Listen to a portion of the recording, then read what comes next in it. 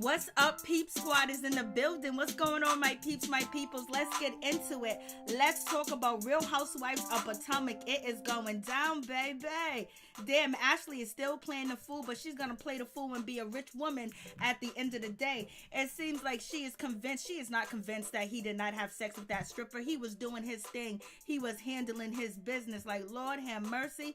What is really going on with that situation? It looks like they got an open marriage. Allegedly, that is what Candice, threw out there in the situation. I was like, And then we talk about Gigi. Gigi's the topic of discussion. She is the discussion, and her bringing her information around. It's like, Lord have mercy, help us all. What's going on, everybody? Hey, what's up? It's just like, damn, what is really happening? It's a whole lot going on with this situation. And, Monique basically being stone-faced and, not showing so much emotion. And it's hard to show emotion, too, when, the world's watching you, people are judging you, people already saying that you're wrong. And then you had a year go by that Monique and Candice been going back and forth on Instagram, on Twitter. So you got all these emotions. You got lawyers involved. Candice lawyer, Monique lawyer was in the, on the internet slanging mud, throwing mud too as well. Then you have Monique saying that Candice wanted to sue her to get some money too.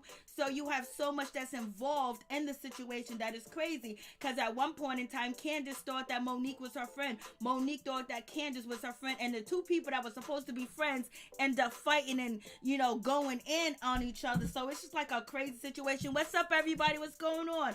So let's just get into this situation. Let's just talk about it. I'm just like, damn. It's a whole mess. It is a whole mess, y'all. For real, for real. It is a whole mess. Well, the volume is as high as I can possibly get it. So I don't know what else to say, baby. What's going on, everybody? What's going on? So let's just get into it. Let's talk about the situation. So we start off with Monique Samuels, baby. We start off with the, part 2, the reunion. Your pastor, your boyfriend swinging his big D around the congregation.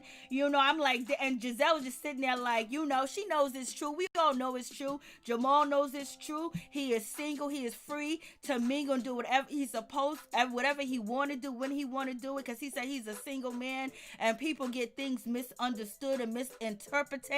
So it's one of them situations. Lord have mercy. So is the volume up? Can you guys hear me? Because Felicia can't hear me, baby. Can you hear me?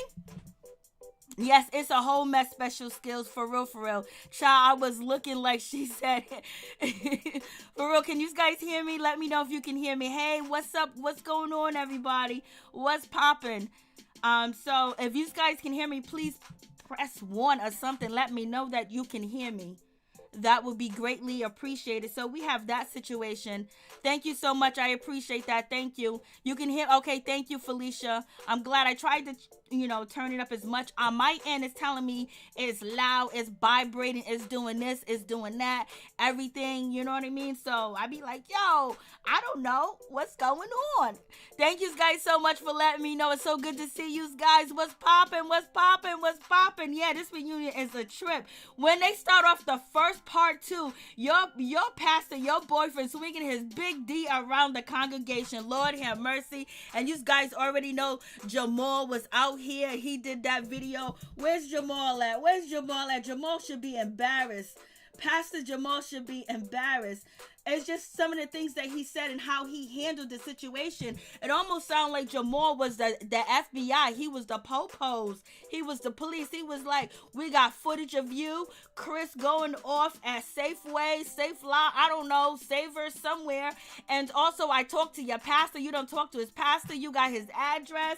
Like, you got receipts. Like, Jamal, are you preaching? Are you really moonlighting as a PI? Are you a PI? Like, what's going on with this situation?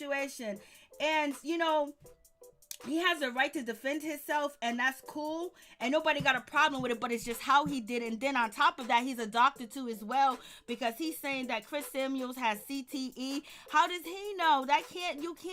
You can't diagnose that right now, you know what I mean? Because he's still alive. What's going on? So, and then on top of that situation, Jamal didn't do Giselle any justice, by saying that, yes, I was with this woman, but allegedly there's another woman that Jamal might marry and might want to be with, and she fits the whole catalog of being, a first lady, and she's a pastor at the church, allegedly. So it is what it is. Yeah, that whole situation was crazy, for real. And so when she said that, I was just like, And then Andy jumps in, and Andy's like, so what are you going to do? What are you going to do with the issues? What about if he's unfaithful? Giselle was like, I'm very transparent about all of this. And me and Jamal, we talked, we fine, we good. We don't have good communication, but we going to work on the situation. I was like, Lord have mercy. She got to say whatever she got to say to save face. It is what it is. It just seemed like they did not have a real relationship, and it's been, something that has been going on all season. And now you got Monique with these receipts. You got Karen talking about, Jamal done had another child. He's with this woman and that woman. And Karen be hearing the rumors. People be telling her that. And Giselle basically is saying that since, Jamal came a part of the show, our relationship has been magnified. Everybody's looking at it and through a glass. Yeah, because you just can't be around saying that you're in a relationship with somebody and nobody sees that you guys are in a relationship. He's not there. He's not supportive. He barely comes on camera. He's not even at the reunion to support you, because I'm pretty sure Giselle knows that some of these allegations are going to come up about Jamal cheating, because it's been going on for a year now. And allegedly the girl that he was cheating with has been going around to the blogs, baby. So it's just one of them situations. So it is what it is, for real, for real. And she is trying to save face with it, because it doesn't seem like she really has a relationship with Jamal. And plus, she's not going to, break down and cry. She's not going to say, well, I don't know. Because it's coming from Monique. For number one, it's coming from Monique. So therefore, she's not trying to hear that, because they're not friends. They're enemies. They're enemies. She's trying to get Monique kicked off the show. Monique is trying to stay on the show. So therefore, anything that comes from Monique, she's going to take it with a grain of salt and not believe a point blank, period. So it is what it is. But we all know, we all see. And then, we got Wendy, forehead hair. Wendy, she don't got the forehead hair no more. She's laughing because because Candice said, well, girl, you should have had him come over here and, come to the reunion, and basically said, right here, my child, this is not true. So basically, Wendy's laughing because, Candice is saying, basically, you should have had Jamal come over here and sit right here and say, my child, this is not true. And so Wendy's like, no, my child, why are you saying that? So she's laughing. She thinks it's funny. So that's cool or whatever. But Giselle is horrified in this moment, because basically her whole situation is put on Fun Street, and it's just a terrible situation. It is horrific. Like, it's embarrassing, for number one, and then to have this man get on camera and not even claim her. If you want to keep your relationship private, well, you should have never got on TV in the first place, and she should have never said that she was in a relationship with you. And she said she was with you for 2 years, and this other woman is from last year. So what's going on? It don't make no sense. It is what it is. What's going on, Peep Squad? Jamal knew then to show up to that reunion. You already know.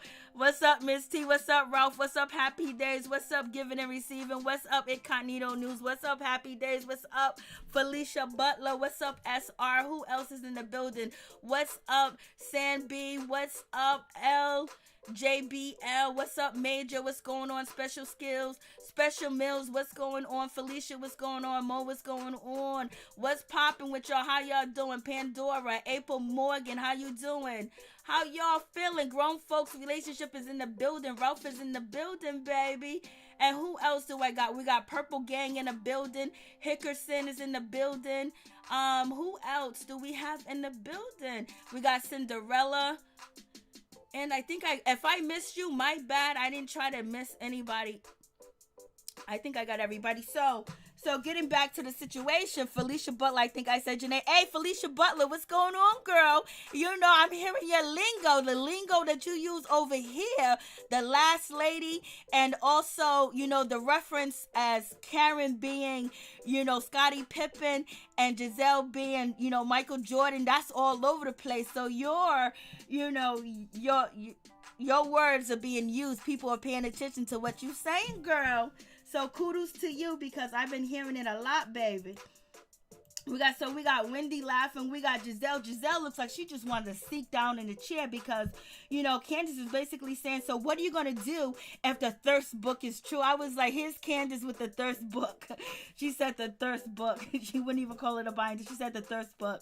And Giselle was like, well, you know what? I cross that bridge when I get there. You know what I mean? She said, basically, as the older I get, the less I let things get to me. You know what I mean? So basically, Giselle is saying that it is what it is. And then Monique says, so Giselle may have an open relationship. So, hey, that could be the situation. Just like Ashley. Ashley could have an open relationship. She just want Michael to do it incognito. She just want Michael to keep it on a low. And I was like, damn, it's a damn shame. Michael, they end up bringing Michael Darby, showing him grabbing the producer's butt. And then Ashley got the nerve to say that, oh, he calls my husband daddy. And she says, I was like, Ashley, what is wrong with you? And you trying to claim that your man is straight. Why is he grabbing man's booty? You got a whole lot of nerve to sit there and lie in our face. We know you're getting them dollar bills, y'all, and them $100 bills, them $1,000 bills. You're getting that money. So therefore, you're going to take it. But you better wrap it up, baby. You better make sure Michael's on that pill so he don't give you nothing. So we got Giselle. Giselle is just sneaking into the chair. She was like, well, I'll cross that when I get to him. And Andy asked Giselle, like, so I know you're going to talk to him tonight. We know damn well Giselle is not going to be talking to, Pastor Jamal at all because he's busy doing whatever. We done seen her try to call him, schedule events with him, and he's too busy. He got something else going on. Always and forever. And so Andy knew he was being slick when he said, oh, you gonna call Jamal when you get home tonight? That conversation should be off the chain. And Giselle was like, no, it's not, we good. I was like, Giselle got her poker face on, but we can read her hand, so it is what it is. So and Monique is just looking at the situation like, we all know you're lying. And then the problem is, as Giselle came after Ashley relationship and was telling Ashley, are you gonna leave Michael? Oh, Michael's cheating. She came after Karen's relationship. Like, she questions people about their relationship and how it's going and how can you take that person back, especially when it comes to Ashley. Even though Ashley, she's with him for the money, she gonna stay with him. He saved her. So when somebody rescue you and save you and bring you from poverty, you get accustomed to that lifestyle, and it is what it is. So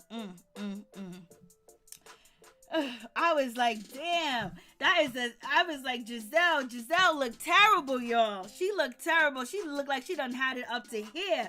She don't know what else to do with this situation. Lord. And then, it's one thing to be caught in a lie. And then on top of that, you can respect Jamal trying to, assist his, former wife, his children's mother, to help her, with her storyline. But he's also being fraudulent and lying if they're not in a relationship. So therefore, that takes credibility from him as being a pastor and being trustworthy. And then him out here dating this one and that one. I thought you don't supposed to fornicate. I thought you don't supposed to lust after anybody, especially, and you know what I mean? That's what the Bible says. At least that's what I thought. So, hey, what's going on, LSW? How you doing? So, it's like one of them situations. Yes, Andy was very petty. He was petty than a mother sucker. So, Giselle was like, we'll be fine. We'll be fine. And then, Giselle and Robin, they felt a certain type of... Giselle was like, we'll cross that road when we get there. And Monique is just looking like, yeah, you done got caught out there. And Andy wants to know, what you gonna do, Giselle? Because, part of Andy thinks Giselle's very strong and she's built for this. She's built for it because she needs the money. She's built for it because she has nothing else to do. She's built for it because she has instigated a lot of things. So that's why people don't feel sorry for Giselle, because she has instigated things. She done put people business out there. And she has stirred the pot too. But, she put Jamal in harm's way. And I believe, if you're going to lie about a relationship, and if it's not a good relationship, if it's an open relationship and you don't want the world to know, basically you shouldn't bring it on TV. You shouldn't put that shit out there. You just shouldn't do that, because if you're beefing with other people and you're talking about other people, you're trying to ice somebody out, you're trying to get Monique kicked off the show. You don't want her on the show because, yes, she got into an altercation, so now you don't want her around because now you feel like Monique, she's not good for the show. You're coming around with security guards. You and Robin saying that she's not a role model for her children and things like that. So if you put that energy out there and you believe that you're right and you're standing on your morals, you got to understand, you're going to have to face the consequences, because once you put shit out there like that, people are going to come back. And so you got to make sure that you don't live in a glass house, because if somebody throw a rocket, your house might shatter. And that's what happened. Karen and Monique threw a rock and her house shattered. And then her ex got on camera and did further damage to the situation. So it's just one of them situations. So she's looking pitiful. And Andy don't know what to do. Andy wanted to hear, I want some get back. He wanted to hear that, she ain't gonna take this shit. He wanted to hear, he wanted to hear something. And he didn't hear shit from her. He wanted something more. So, Robin and Giselle calls Monique Buster Douglas. Now, if we want to talk about colorism, is her calling Monique Buster Douglas, a colorist, reference, or she's saying because Monique can fight and got them hands? And so they're laughing about the binder. They're saying, oh, Monique had all that time. You're doing this, you're doing that, blase and the third, because you got to have receipts when you're on these shows, because people will sit up and lie on you. You got to defend yourself at any time. If you got time to put together a binder and receipts and pass it around so Andy can read it, everybody can read it, so they can know that you are not lying, because if not, your reputation is put on the line on these shows. You got to be careful on reality TV. So basically, Robin and, Giselle, they're laughing about the situation. They ain't worried about, Robin feels very pitiful. She feels pity for Giselle, and there's nothing that she can do to help Giselle. Only thing that she can do is be her friend at this moment. Just look at her and say, thank God that's not Juan in this situation, because she was already there with Juan. And so, Giselle's trying to put on a strong face. And so is there any repercussion for Giselle lying about a relationship if they actually find out that it's not true? It looks like it's not true. Jamal saying that he's single, baby. So I don't know how transparent she says that she is, but it don't look like she was all that transparent at all. And then we get to Ashley's situation, and Andy was like, yo, every year you got to sit up on this couch and defend Michael Darby for something that he did. I know, Ashley, you should be ashamed. You should be embarrassed. Like, why can't your man get it together? Why he got to go out and embarrass you while you work? Why he got to make shit hard for you? Why he got to make you the talk of the town? Why he got to go out there and grab men's butt? Why he got to do all that? Why he got to get so drunk and act a freaking fool? Go to hotels with strippers knowing that his wife is some a celebrity, and he almost got caught out there before, and then he's still doing it. Then you still defending him because she has a cush life. She's comfortable. She got 2 babies with this man now. He saved her. He saved her from poverty. She didn't have much before she had Michael. He got her a business. She lives in a condo. She got cars. She ain't got to worry about money or none of that stuff. And she's ciphering some of that money and she's putting in investments because Ashley is smart. And then Andy asked her, did she get a prenup?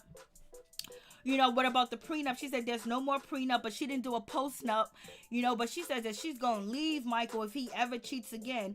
I was like, Lord have mercy, what's going on? Damn well he's cheating now. And Michael Darby's not even at the reunion. Usually he's there because he's too embarrassed to show up. He's too embarrassed to be there. That's just the situation with that. He don't want to face the heat and he didn't want to face the fire. And I know he's glad that he did not show up in the situation at all, because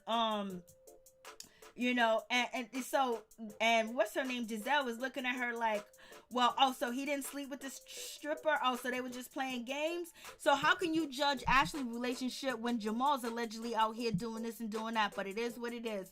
So Ashley is asked, did Michael Darby sleep with the stripper? Do you still believe that he just kissed her? And Ashley's gonna tell you that Ashley ain't gonna shit on her husband. Ashley ain't gonna talk bad about him. That's not how she gets down. That's not how anybody on the show would get down as diss their partner unless they're going through a divorce. And right now she don't care. And then also she was asked about the rumor when it comes to Katie Ross, who slept with Katie Ross, because you guys remember Katie Ross was out here saying that she slept with one of the housewives, and Ashley said no, it was not me.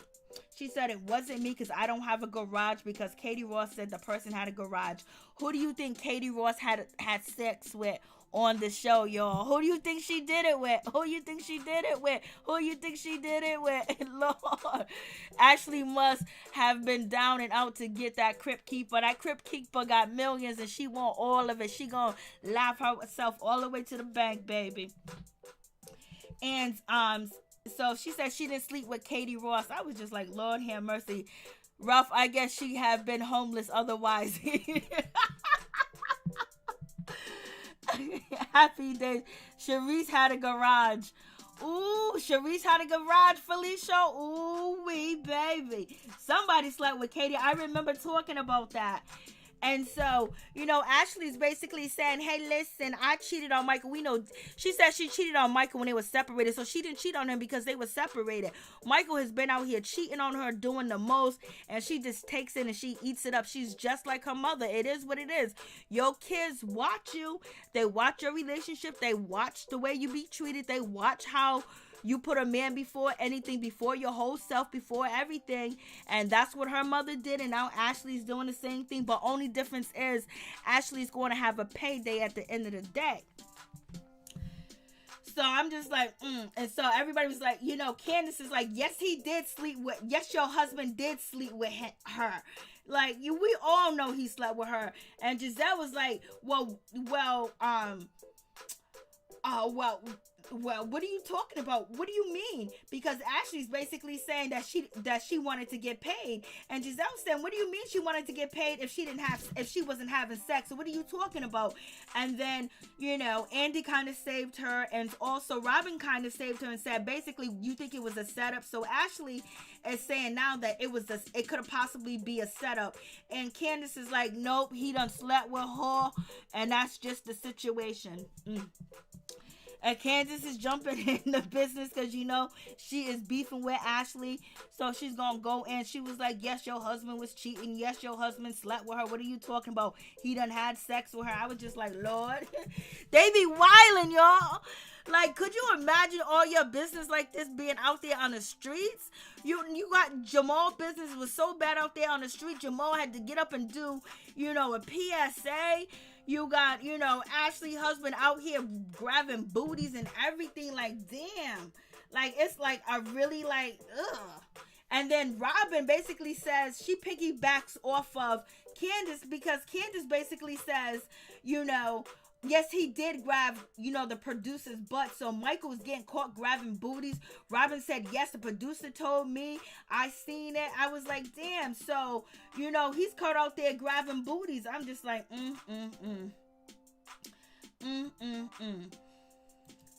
It's just, ugh. Like, they caught this man out here grabbing booty. Like, damn. It's like, Lord, and so here, if you guys can see it, you see Michael in the blue shirt, he's grabbing the producer's butt, and then Ashley said, well, they joke, they have fun and games, they play around with each other, and Andy was like, no, the producer said that he didn't appreciate it, he was mortified, he felt, so bad about the situation. Then Ashley says, well, he calls my husband Daddy, Zaddy, and, they always have this fun cuddle relationship, and my husband is into women. I was like, this is really sick. This is really sick. Your husband is at your job, at your work, grabbing man's butts. He ain't even grabbing women butts. He's grabbing men butts. So you already know what's going on in that situation. She is just for show. And he got her some babies. He might be trisexual, bisexual, sexual, or whatever the case is. But why is he embarrassing her at work while she's trying to handle her business? I know Ashley don't come to his job and embarrass his ass. And she gonna sit up there with him and she gonna stay with him. Go ahead, girl. And I think she understands that maybe they just need to come out and say that he's bisexual. But maybe there's something in his contract clause that has some type of morals or whatever the case may be, because he does real estate, who knows. But yes, and so everybody's saying, well, he grabbed his butt, he could have grabbed the other cameraman's butt. So now everybody on stage is, not everybody, but just about everybody, even Andy, Robin, Giselle, and Candice is basically saying then he must have grabbed the other dude's butt, the other cameraman's butt. Robin wig looks bad. I know, it's terrible. Her wig is just terrible. And she got them designs on. I talked about it last time. She looks like a bootleg statue. She looks like a popsicle stick. It just looks terrible. Like, you know, she looks like a melting popsicle stick. I don't know what's going on in her situation. I don't know who got her dress, who put that swimsuit wear on her ass and called it a dress, knowing that she looks like a box figure at the top, and put them ugly ass earrings on with that ugly ass hair, the ugly ass wig, the ugly ass design, and told her to come out here on TV. What a damn shame. Shit, you might as well just came out there with your embellishes hats on that you didn't want Karen to wear for your website. So, you know, you got that. I was like, yo, it's just crazy. Like, how, Ashley, how can you just sit up there and just defend him? You should have said, well, I don't know, ask him, where is he at? And then on top of that, Michael left her, you know, to actually deal with the hot seat, you know, be in the hot seat with the situation, and it's not fair. But you know what? That's her life, and she got to deal with it, so it is what it is. And so we get down to the situation. Andy asks Karen, you know, what do you think about Ashley Darby's situation with Michael? She goes, I wish them well. They just had a baby. I hope their family makes it. And he goes, don't you wish the same for Giselle? And then Karen turned around and said, I just want to know if it's real. I almost fell out on the floor when Karen said, I just want to know if it's a real relationship, because nobody knows if she's really with Jamal, if it's really a relationship, because he don't come around. He ain't nowhere to be seen. He ain't nowhere to be found. And he done already told us his itinerary when he did the video, that he's busy. He's all over the place. He's traveling the world. He's traveling the country, you know, so he ain't got time. He needs somebody on the road with him, because that man gonna catch something if he's out here just wilding like that. So Karen was like, I just want to know if the family's real. I just want to know if she got a real family. I wish her family well. I just want to know if it's real. I was like, Karen threw that dagger in, baby.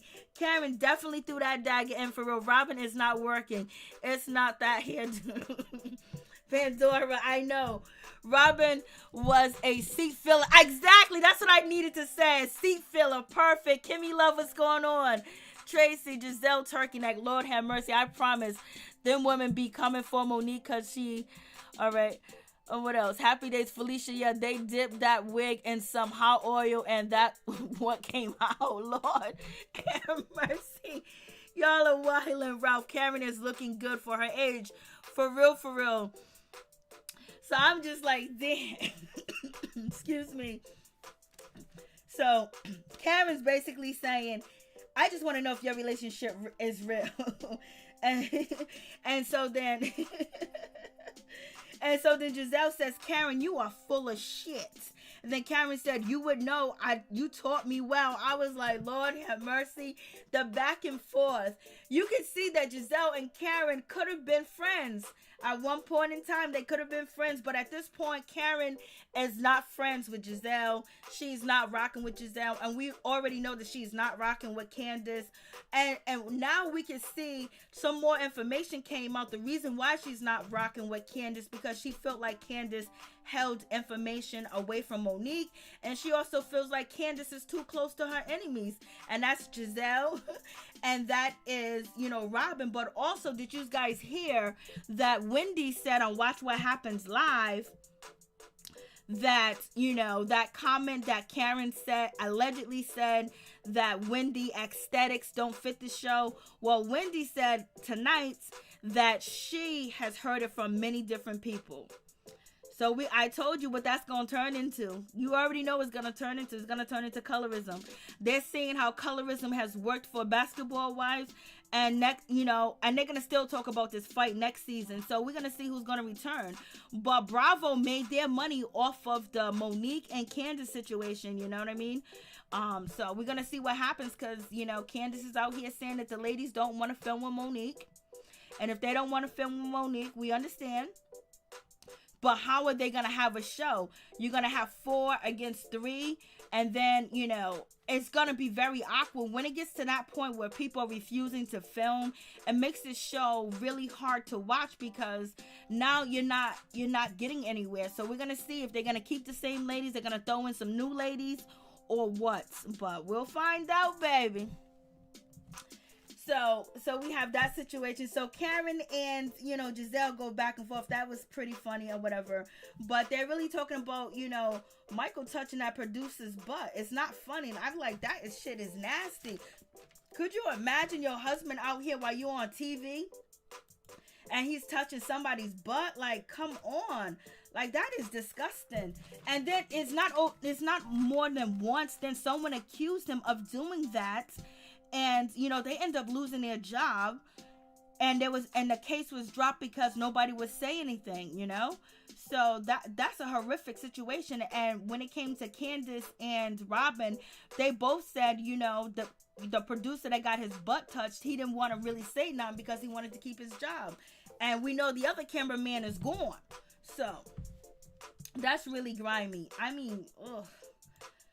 So Ashley and her posting up, she didn't do her posting up, but she says if he cheats on her again, she is going to leave him. She ain't going nowhere. She's waiting for that money to collect, because you don't really get that much if you're married you get more money the more years that you are married. And I guarantee you, Ashley got a binder, a folder, and tabs on Michael's behavior and everything that he did. She got clips, she got video, she got the whole 9 yards.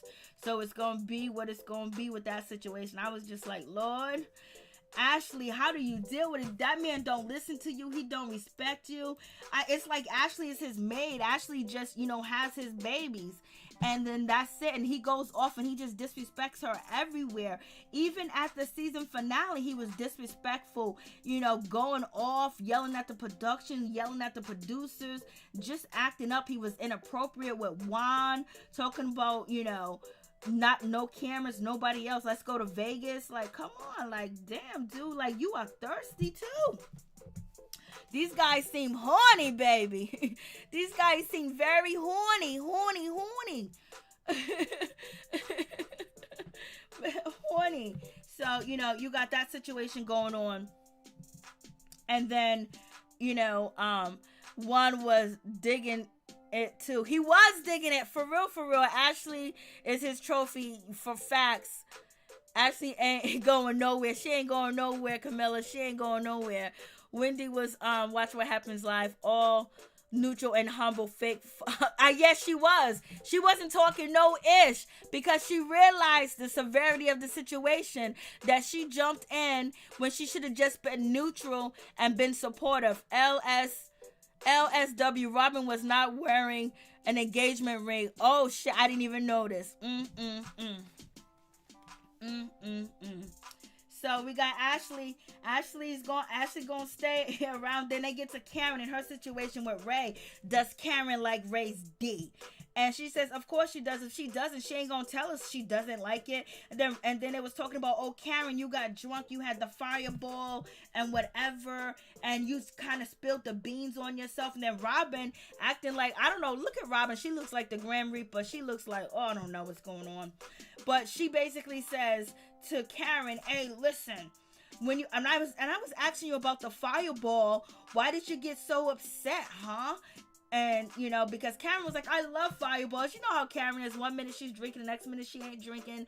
The whole thing is Karen don't want to drink around these ladies because she messed around and she had multiple conversations with these ladies when she was messed up, and they brought it back up in her face and threw it out there. So she's trying to protect herself and not drink around them. And Robin's trying to call her out on it. So it is what it is. I wouldn't drink around these heifers if my life depended on it. I would drink around them. I wouldn't give a shit because I probably would tell them how I feel, and it'll be a truth serum, and I'll be telling them like, you know what, I don't like you, and you irk me, so she's calling out Karen about the fire, and then Karen was like, oh, I had a hangover. Karen didn't want to discuss it because she knew she said too much in front of Wendy when she said that she wanted her husband to pay her back. But Karen said, you know what? She is okay with her and her husband. Ray offered to pay her the money back. Damn well Ray didn't offer to pay her the money back because he ain't got the money, because if he had the money, he would have been paid her back, because he knows that that's the problem, that's the situation, and he don't appreciate where she's at now. And then, Giselle jumped in a situation, and she goes, "Oh my God, Karen, I felt so bad for you. I know you heard it before from Ray saying he don't love you." I was like, "Girl, when the last time Jamal told you he loved you?" She was like, "Karen, I know that ain't the first time Ray said that shit to you." I was like, "Giselle, you are so messed up." Giselle is a mess. She's so mean. She throws that slick shade in. She throws that little slick shit in. Lord have mercy. Ray, like, girl, you better go. I am not giving you nothing back. La, for real, SR. He wasn't trying. Barbie told jealous Giselle, Ralph, Wendy needs to give that up. I don't think no one is a colorist. They gotta have a storyline. What else they got on? Felicia Butler, Miss T shoulder pads is a 80s and 40 year too late. And this shoulder pads is a mess, baby. Lord help us all.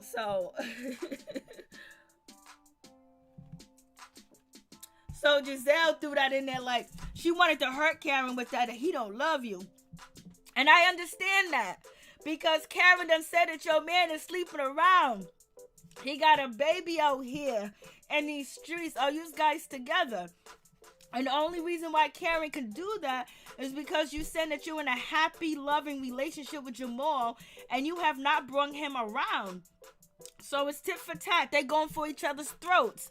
At least Karen is still married, but Giselle, where's your man at? He is somewhere on Instagram getting some booty. No, so let me stop. Jamal's a player. Jamal's a player. He started speaking them gospel words to you and saying hallelujah and God done sent you to me and let me bless your body right now with my body. The Lord said we shall make love all night long. And he does it in that singing voice. He is getting it.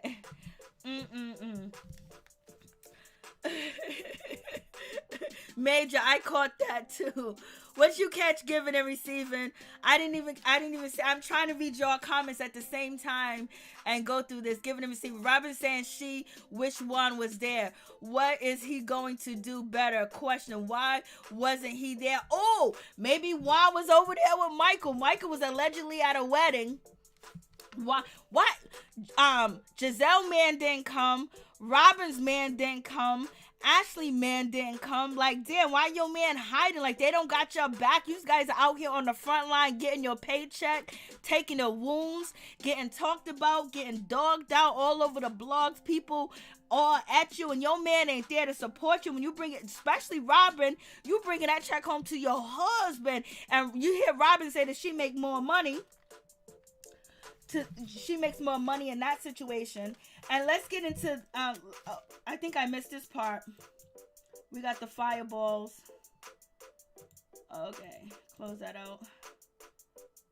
So we're talking about Karen. So with Karen's situation with Ray, and Andy was asking her about his penis or whatever. So it is what it is with that situation. Karen said he loves her more. He wants to pay her back. It is what it is. Karen said and so Ray what'd she say? She said Ray said that he's going to write her a check and Blase ain't a third and Ray's gonna pay her. We don't believe that. And so Andy was like, so it must be different from you guys bringing in the money. And I was like she's making money. Like, to me, when Andy went there, so let's get to this situation. Let's cuss out this mother effer. So Andy, let's get into the situation with Andy. Andy's on the cast with these black women. So basically he thinks that he's giving them an opportunity. Let me turn this music down too.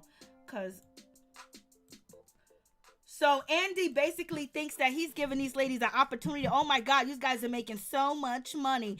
So much money, when we know they low blow some of these ladies too, and they do make money, but he's acting like this is the only money they got, this is the only money they gonna get, and basically they came to the show broke. And he's like, so y'all guys must be thinking, oh my God, you guys are making so much money now. Like, I don't see him saying that to the other franchises, not the black ones. I'm talking about the Caucasian ones, so basically he's basically trying to say that, oh, y'all all came here broke, y'all all came here here broke. Y'all are making money now. Like, you guys are like the breadwinners in the house. Like, the way that he said, how do they feel about that? Like, you know what I mean?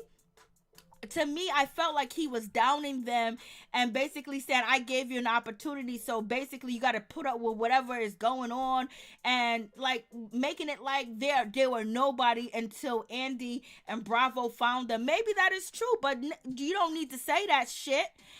But the way that he said it, he say slick shit like that that's disrespectful to these women, because they might not have been multimillionaires. I don't know if they are now, but Ashley came there with money. Monique came there with money. Karen got some money too as well. Giselle at one point in time had money. Robin at one point in time had money. And what's her name? Candice Diller, she was born into money. She's a trust fund baby.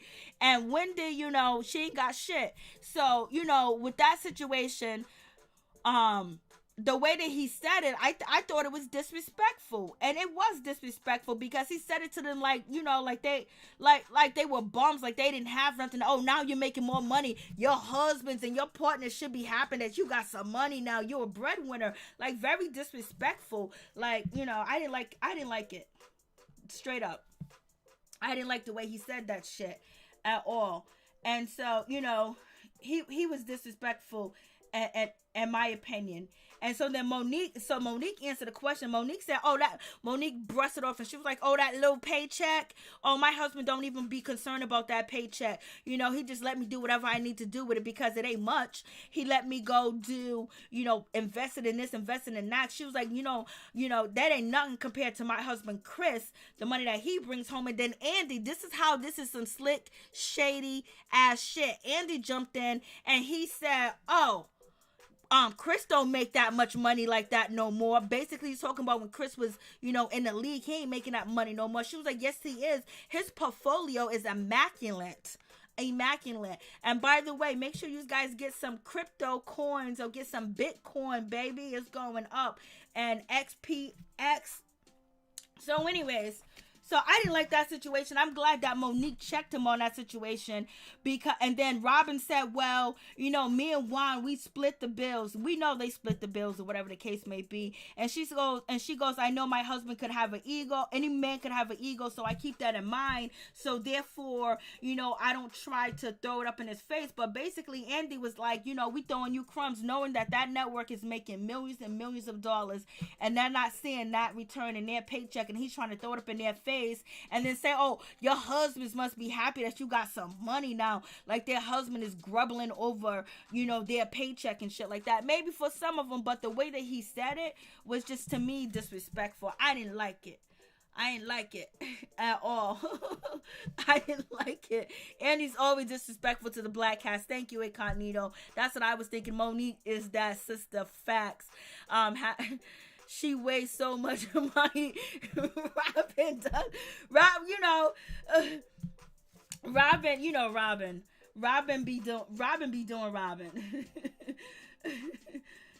But that person that scammed Robin, he scammed a lot of people, so that was a sad situation. Then we get to the part where they talking about Karen. Oh, Karen, we got to know the real Karen. She was out there in her hometown, and Karen is so shady. It was like, why didn't you let the ladies ride in the car? And Ashley totally understood it. And Giselle put her head down and shit like that because she felt a certain type of way. Like, you ain't riding in the car with me. Karen wanted to shine. These people don't know you. This is my moment. This is my time. So it is. That's just Karen. So, Giselle put her head down, but, and then Andy was like, Karen was like, I've been so open now and stuff like that to you guys. I've been more open and... move that over. So I've been more open and this and that and sharing things, blasting the third. And then Andy was like, no, you haven't. It's been like pulling teeth. The tax situation, whether you live in Potomac, like I can never get nothing out of you because she ain't trying to tell you all her business because all you're going to do is use it and make fun of her. So that's why she put on a tough exterior. But at the end of the day, she says that since her mother and her father are no longer here, she can show out and be who she want to be because she didn't want to embarrass or disrespect her parents. So therefore, she is going to be, so we're seeing a new Karen. That's what we're seeing.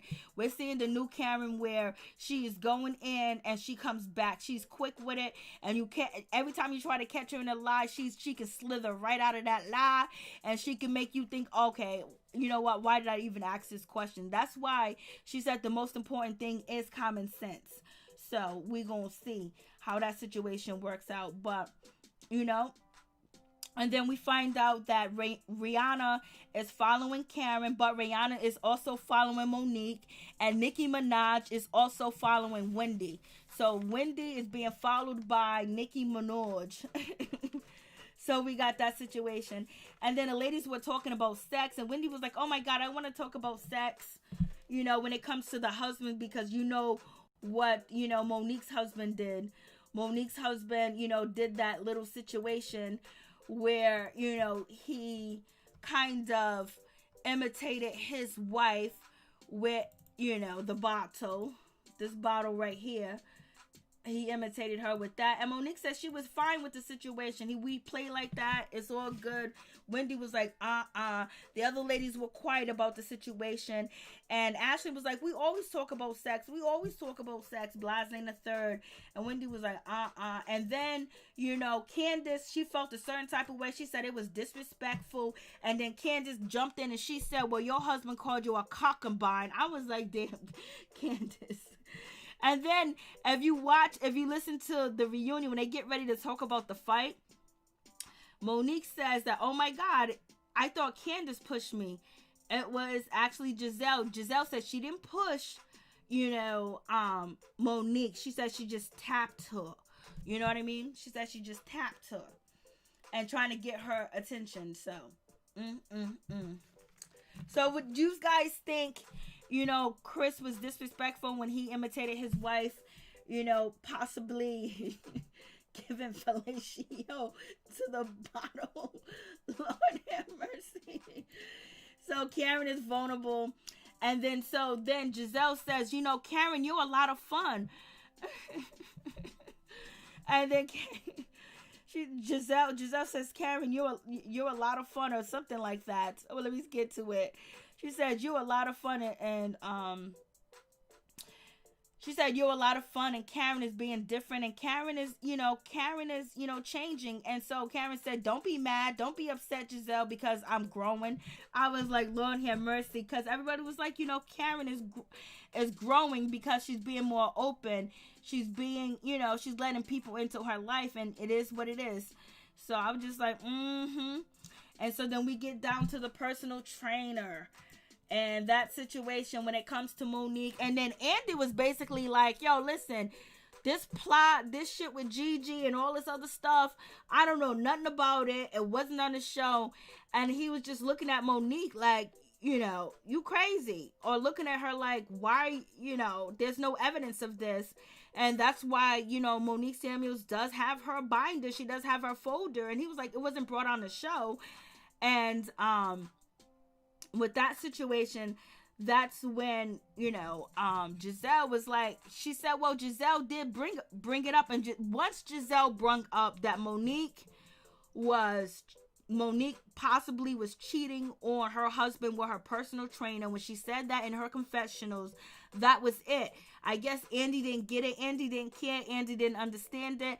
And plus, you know, Giselle's supposed to be his go-to girl. His go-to girl just got mopped, you know, first quarter of the reunion. She just got mopped up. You know what I mean? So you have that situation. Andy was like not trying to hear it. And you can tell Monique was trying to express herself and how deep it was to her. And Andy was looking at her like, please hurry up. Like he want to hear about past the holy whore, but he don't want to hear about, you know, the Jeezy situation. So we had that. So, go down. And then Charisse brought up, GG brought up. So you guys already know the GG situation. If you checked out my video, Monique recently filed a cease and desist against GG again last month. And so basically she's talking about GG and the plan and the plot, you know, that Charisse was involved in, which Candice was involved in, which Giselle was involved in, and all that other shit that we know about, that, you know, Monique had an abortion, Monique was cheating, Monique did this, Monique did that, and basically they were trying to bring that to the show. This is what Mo is saying. And if you hear Giselle, the second episode, third episode, Giselle is talking about the situation. So it was brought onto the show, but not to the extent of what GG actually said and did. And Karen also jumped in the situation, and Karen basically said that Giselle told her that they were discussing Monique and her paternal issues, you know, basically to find out, you know, was, you know, Chris the father of the baby. So Karen basically said, yes, you did, Giselle. Giselle, you were discussing the paternity of Monique's baby. You told me yourself. So Karen basically has stepped out and said that Giselle told her herself. And then, you know, we had, you know, Candice admit also that she heard the rumors. She heard about the situation. She didn't say anything. She kept it to herself. And that was it. And this happened around Andy's baby shower right after. And so it went down from there. Even Giselle, she brought it up. Not Giselle, but Robin brought it up. And she said, it wasn't like a plot. We was just talking. We was just having a conversation. So yes, so something happened, something went down with GG and the ladies. And it's not far-fetched to believe that GG, you know, got beef with Monique, and she wants to expose Monique. And this is GG. She wants to expose Monique. And so her and Monique fell out. They ain't friends no more. She ended up talking to Charisse. Charisse probably felt a certain type of way about Monique and how their relationship, you know, crashed and burned. And Charisse ain't on the show no more. And then, you know, they end up talking to, you know, Giselle. And Giselle and Robin got word of the rumors and everything. And it is something that basically you can either run with the rumor or not run with the rumor. So that was the situation. So, you know, that's a whole long story. That goes all the way downhill. But, you know, Candice says she knows about the rumor. She knew about the rumor. She's friends with Charisse. She didn't plot and plan on Monique. Monique said that they did. They say that they didn't. Giselle act like she don't know what's going on. Robin kept her mouth closed. She didn't say shit. You know, if it was me, I was like, I don't know shit about no GG. I don't know shit about no Charisse. I don't talk to them ladies. I don't have, we ain't plotting shit at no baby shower. Why should we need to do that? Like, why would we want to do that? Like, come on. And then you had, you know, if it was me, I'd be defending myself. They was quiet, like they was embarrassed of the information that is out there, because possibly they had something to do with it. It seems like they had something to do with it, and they may have changed the course of what they was going to expose about Monique, you know, and didn't go there because, you know, Candice said, well, we can't say the baby's not Chris because it looks just like Chris. And somebody told Monique that. Candice said that. Candice mentioned that. Karen mentioned that. So it's like one of them situations where the whole story did not get exposed on the show, but it got exposed on the reunion, but not much of it. But Chris is upset. Monique's husband, he's pissed, he's mad. And Gigi is out here talking. She's still talking. And basically, it is what it is. Like, Lord have mercy. Like, when you have friends, shit. You guys end up breaking up. Motherfuckers will be out here snitching on you. Just like the woman that's having sex, you know, with Pastor Holy Whore. Or whatever the case is. Oh, in a relationship, like, why do people want to just go and expose somebody? Like, you got what I gave you, what you gave me, DMX. I satisfied you, you satisfied me, we did our thing. Why you gotta go run your mouth? Why you gotta go run to the blogs? Like, who does that? Like, that's desperation. You want to hurt somebody, you want to hurt the woman, you want to hurt the man, you just want to hurt them so bad because you're hurt, because you thought it was gonna work and it didn't work. You got used up, your body got used, I used you, you used me. Can we move on? Nope, we can't have it. We were friends at one point in time. We ain't friends no more. I am not going to be going around to the blogs talking shit about my girl. Like, I had my best friend. We've been friends for almost 25 years. We stopped talking at one point in time. We had, you know, a big argument. I went my way, she went her way. And I bumped into people that didn't like her, people that wanted to get at her, people that had problems with her. I never spoke a negative thing about her. I would never do that because that makes me a fake B. That makes me a fake person. If I was ever friends with that person, how can I join in with her enemies and try to bring her down? You know what I mean? I don't get down like that. And guess what? We're best friends today. You know, we didn't talk for a year and change, but now we're best friends again. You know what I mean? You don't do shit like that. Like, I don't know what loyalty's at. These women are older. They ain't not young kids and shit like that. And it's just like, what are the young kids learning from this? Like, no loyalty. Let's go expose somebody. And that's what it is. It's exposed. So, hey, it is what it is. So, we got to that situation. We got Candice talking about, why you running, Monique? Monique, you running for Sharice, you running from GG. So, you know, you got Candice talking all types of shit. Like, you know, she's talking all that shit, but she's scared, she's crying, and all this other stuff. And it's true. But the whole thing is true with the situation. But Sharice didn't step to Monique. Sharice didn't get in Monique's face. GG ain't got in Monique's face. You know, not on the show. And Robin didn't get in Monique's face. Giselle didn't get in Monique's face. They wasn't having a banter back and forth where it almost got hostile. You were in her face. She wasn't even in your face. You was dancing around. You was twirling. You was talking about, I canceled this, I canceled that. You put your hands all up around her face, not in her face. She didn't put her hand in her face, but the way that she did the gesture with her hands, you know, some people will grab your hand and grab you and it'll be over. Like, you can't do that. You don't know how somebody's going to respond. Just like Giselle didn't know the response that she was going to get by stirring a pot and coming after people's relationship and trying to say this and that about the person. Now she got egg on her face with Jamal. You know what I mean? So when you put shit, whatever goes up must come down. As so above me is so below. What's above you come down. What's down is above you. So there's always a reaction for an action that you do. There's always an action. You turn on the faucet, water comes out. You know what I mean? So you can't just think that you're going to do things and get away with it. I'm not saying that the situation between Monique and Candice, you know, Candice was right, Monique was right. I'm not saying any of that. But you have to be mindful of what you're doing. Excuse me. And so now, you know, they're at the point where they're like, oh my God, Monique is trying to say that, you know, what made me go off is she had her hands in my face. She was moving her hands around. We seen that. And we did see, you know, Candice with a glass in her hand. You know, she didn't get beat down. There's people that get stomped out here for just a little bit of things that Candice does. There's people that lose their life for things, which is not right, but you gotta be careful. People ain't gonna take no ish from nobody today. Do you see the Karens out there? Do you see the videos that be out there? People be wilding in Walmart, wilding in Target, you know, at the post office, at the stoplight. People don't take no ish from nobody today. People are on edge. You can't do none of that.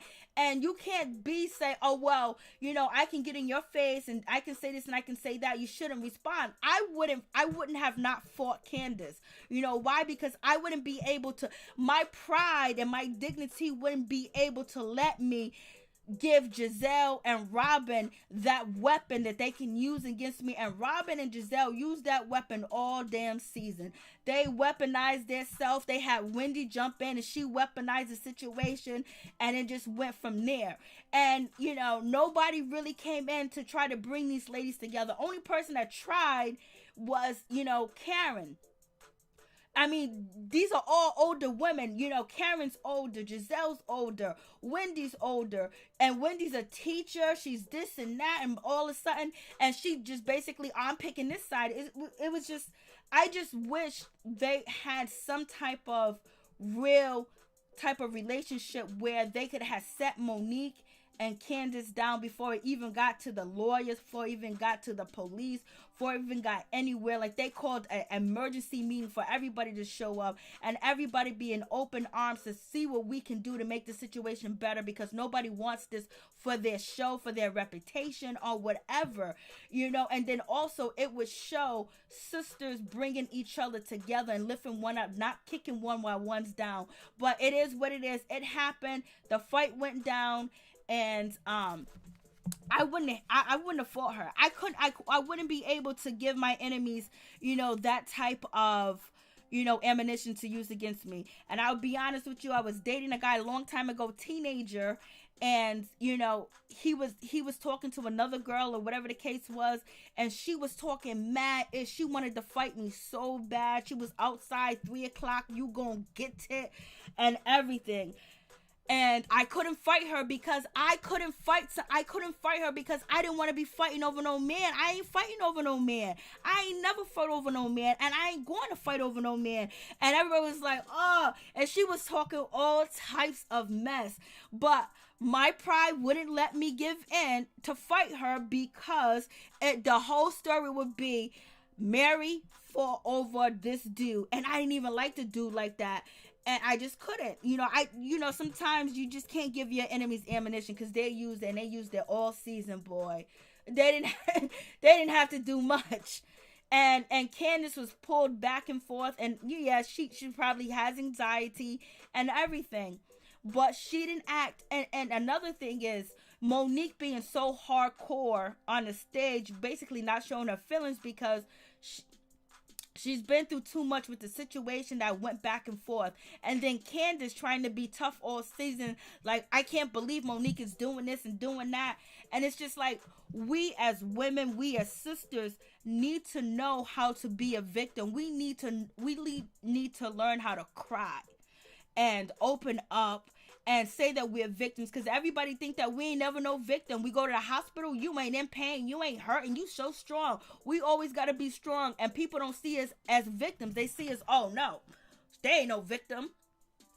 Oh, they're tough all the time. No, so even when it came to Giselle having that stone face when it came to Jamal, like, women, we have to learn, some of us women have to learn how to be vulnerable and be a victim and cry and be open and not be so hard all the time, because we have to be hard, because we got to fight for this, we got to fight for that, and then people don't see us as victims. And then Candice, she didn't show herself as a victim all season. It seemed like she was plotting with the other ladies, with the enemies all season, and so that took away from her being a victim. And then firing this person, let's ice her out, really made it hard, and then people can't see Monique as a victim while she's on stage, because she's stone-faced, and and she don't want to seem weak, because everybody's saying, champion Monique, you're so tough, Candice, you're so tough, when we need to see these women as being vulnerable. Candice is a victim and a bully at the same time. Damn. Lord.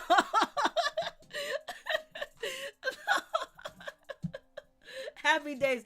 Those two green ice devils were grinning like... Yo, I caught that by accident. I didn't even see that. Miss T. Candice needs to pick a lane. 1 minute she's talking reckless, the next minute she's crying. I would have did the same thing, stone face. That's what I'm saying, And then that's when people say, oh my God. And watch what happens live. Did you see Monique? She was just so stone faced.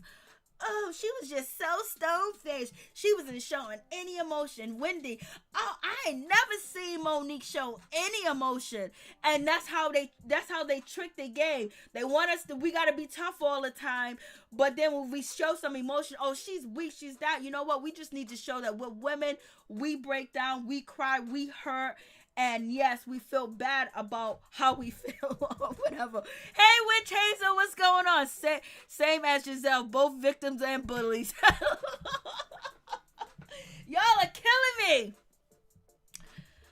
me. A grown woman should be able to conduct and express herself in a mature manner. This is not love and hip hop. Very disappointing. Apologize, Monique. You better than that. Princess Brianna. Hey, Mary Jane and everyone. Hey, what's up? Happy days, Mary Jane. Yes, thank you. Bobby doll. Giselle was never been a victim. She's a mean girl. Woo woo. So true. Candice is a crybaby and a bully. Major. Both women were running their mouth and invaded each other's personal space. They both admitted flipping hair and labels. Neither diffused the situation. Facts. P. The goals post move when it comes to Monique. I'm Sugar Mama. Hey, Princess. Lady J. Why Monique invited Candice to the lake house if they were beefing? I don't know. That situation pissed me off. Giving and receiving love. Monique paid them all dust and they mad about it. Brittany, I like that dress, but it fits perfectly for a little drama queen trying to look innocent. And she's talking about yo, it's too funny. So we got to that part. So this is the glass. So when Monique is explaining that Candice was waving her hand, and everyone's like, oh my God, no, she wasn't waving her hand. And then boom, they cut to the screen. She is waving to her hands. So this is why you need receipts, because they would sit up in your face and say that you're lying. Somebody should have grabbed Candice, said, Candice, let's go this way. Candice was drinking. Candice was already upset, feeling a certain type of way, which she said on a video I posted that she felt like Monique was turning her back on her because she was cool with Giselle. Monique felt a certain type of way because, you know, she's hearing that Candice is trying to set her up. And then she might believe that Candice is trying to set her up because she had to come to Candice to find out the rumor that GG was spreading. Karen went to Monique and told her ASAP. You know what I mean? So that'll question the situation. Then not only that, Monique was very mean towards Candice at the lake house, and that did piss me off. I was like, why is she doing that to Candice? I was just so mad because I knew it was gonna go down. And it's like, these two should have never been the ones fighting because the other two don't like y'all. And it's like, damn, y'all done gave him ammunition. It is what it is. So, you know, Candice could have did better. Monique could have did better. They could have just, you know, just ignored each other, just not even talk to each other. You know what I mean? And Monique doesn't say shit to Candice, but Candice was, you know, getting funky. Then Monique got funky, and the ladies was looking at it, and they know that they were instigating, you know, Candice, like, oh, we your team, we your sisters, we with you, Candice. We don't like Monique and whatever. And then Candice is feeling like, okay, you know, I was mistreated by Monique at the lake house, blah, blah, blah. You know, so much shit that it should have been prevented.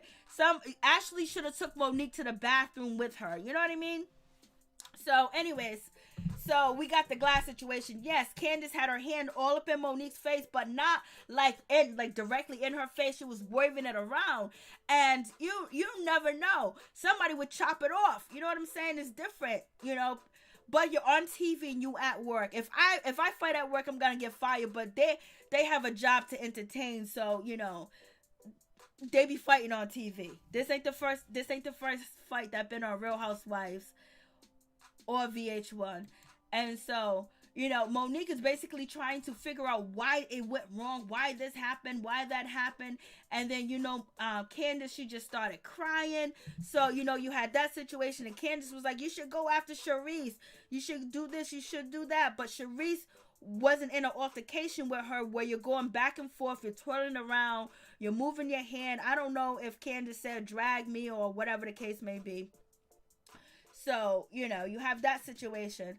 And this is the baby shower. These ladies were at the baby shower, and alleged the plot went on from there, baby. And it shouldn't even be mentioned. Their name should not even be nowhere near a plot. You know what I mean? Or anything like that. Because you say Monique should have class, and say if this plot is true, how much class do they have if they're planning a plot like that about a baby? And what if it is true? Why would you even want to bring up somebody having a miscarriage or have an abortion. We know it's not true, but why would you even want to do that as a woman? Because you probably could have been in that situation one upon a time, or your children can be in that position one upon, you know what I mean? So now you have this situation.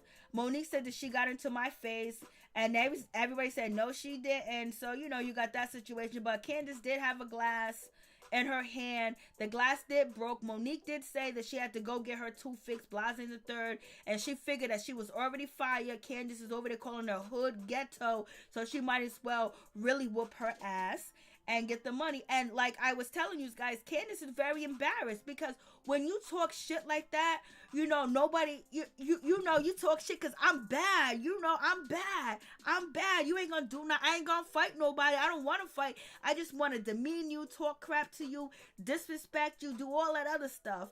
And she's probably been doing that her whole life, getting at people.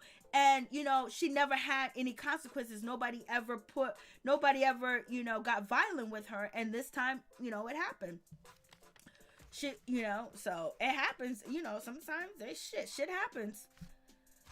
And if you're going to talk shit, you got to be ready to fight. You better have self-defense. You better be able to, somebody grab your hand. You need to take their hand, push it into your head, bend your head down, take the grip off the head and start fighting. You know what I mean? If you going to talk it, if you're going to do anything, be able to defend yourself, because what if the person feels like they want to jump off? Maybe there's a petition to kick Andy off the show. It's never, Candice plotted, did not work tonight. Miss Sugar Mama, most still say face, and they are mad as fuck. She did not break. Yep, she didn't break. But I don't think, when you say break, I don't mean like she break. If she would have cried and she would have said like, this is not something I want to happen. This is not something that, I look forward to, or something. This is not something I ever want my kids to see. This is not me. You know what I mean? And if she would have cried, that would have been fine too as well. We are allowed to cry. Black women can cry. Black women can have feelings. Black women can be weak when they need to be. You know what I mean? We always got to be soldiers. Everywhere we go, we got to be soldiers. We go to the doctor's office, our legs could be falling off. The doctor be like, you look fine. Let me go work on this patient. Oh, you don't need no medication. You don't need no pain pills. You are fine. You look like power and strength. Yes, we are, but sometimes we get bruised and wounded, and sometimes we are hurt, and we need to be able to express that. So because people just feel like we're just Mack trucks, that we can just take anything. We have been, but they need to see another side of us. We are allowed to be women. We don't have to be men and women all the time. God, you know what I'm saying? But anyways, but we know how it is. If you fold or you do this, people gonna say this or whatever. So we have that situation, and Candice is crying, and she was like, I just don't know. And, she's reliving that moment. And I feel bad for her, because you know how embarrassing that is to get your ass beat. She didn't get beat down like that. But, we know who won. We know who won. It don't look like, you know what I mean? Head on the table down. That's embarrassing. Shit. On top of that, all that shit you talk, you can't even defend yourself. You know what I mean? You scared. You hoping Monique don't get around that corner. She didn't want to see Monique no more after that. They were looking, where's Monique? Get in the van. Go, bounce. She didn't want no more of that. That's embarrassing. That's the worst thing ever. The world sees it. We can go back and rewind it. We can play it right now. That shit is embedded in history forever. And that's not something that is cool. Because I am a lady, Miss Sugar Mama. That folded tissue, her tissue would be perfect. She's like Wendy Williams with the tissue. So, she's crying right now. She's feeling, oh, man. And, she's trying. And then Monique was like, let me say something. Andy was like, no, I want to hear from Candice right now. So we have that situation. And, Candice was like, I've been mortified. This is just awful, basically.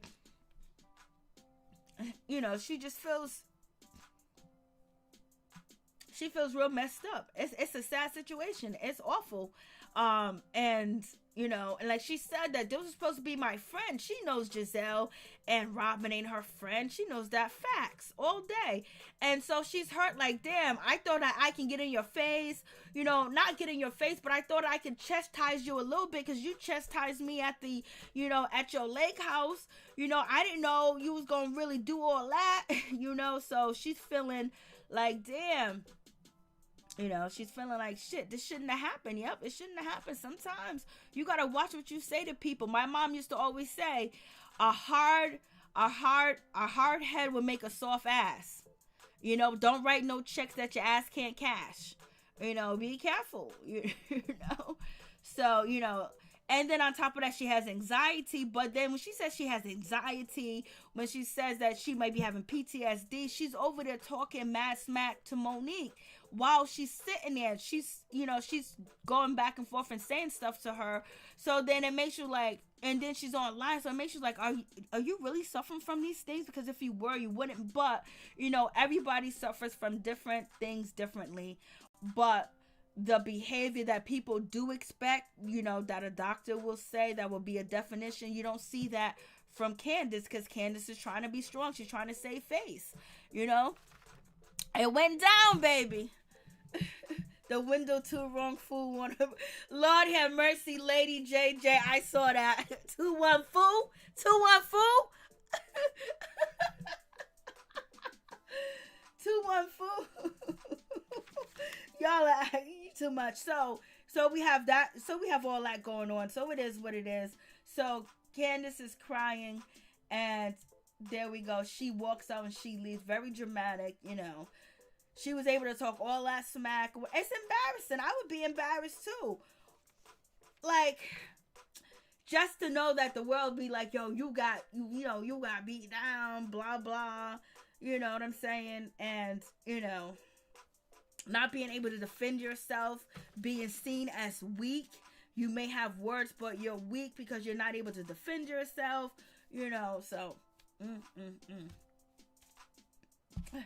LL Cool J said, Mama said, knock you out, Lord. You guys are too much. So we leave off on that situation. But Karen really did her thing. Karen did her thing all season. Karen was able to fight off everybody all season. Karen did the damn thing. She handled her business. She handled her business all season. So this was part 2 of the reunion. Robin was really kind of quiet. Wendy was quiet too. Giselle was just stone-faced. Just full of embarrassment. Full of embarrassment. I would be full of embarrassment too. Damn shame. Okay. So I didn't even open this up.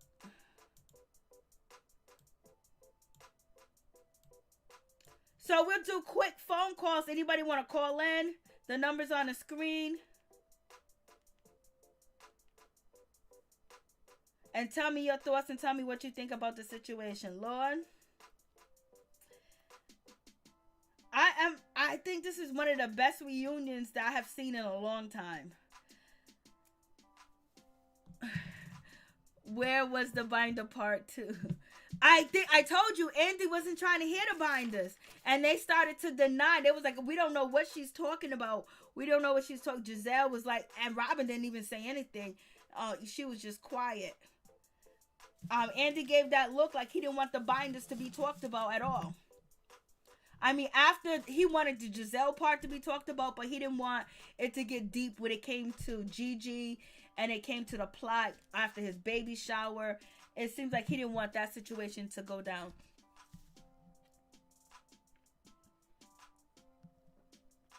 Yeah, Wendy didn't know what was going on, Miss Getting Deep. Because all this stuff happened before her. Karen is smart and quick. Yeah, she's so quick and witty with it. You can't catch her out there. Giselle don't know what she's going to do. She needs to go find a preacher man or hers and slap him upside his head. I don't know what she gonna do with Preacher Man. Preacher Man was out. Preacher Man, I don't know what was going on with Preacher Man.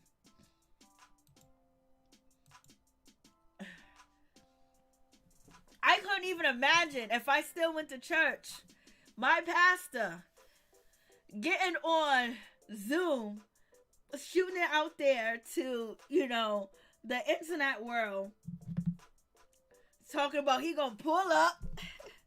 I know where you live at. My kids love me. I go to school. I bring them to school every day on the first day. Lord.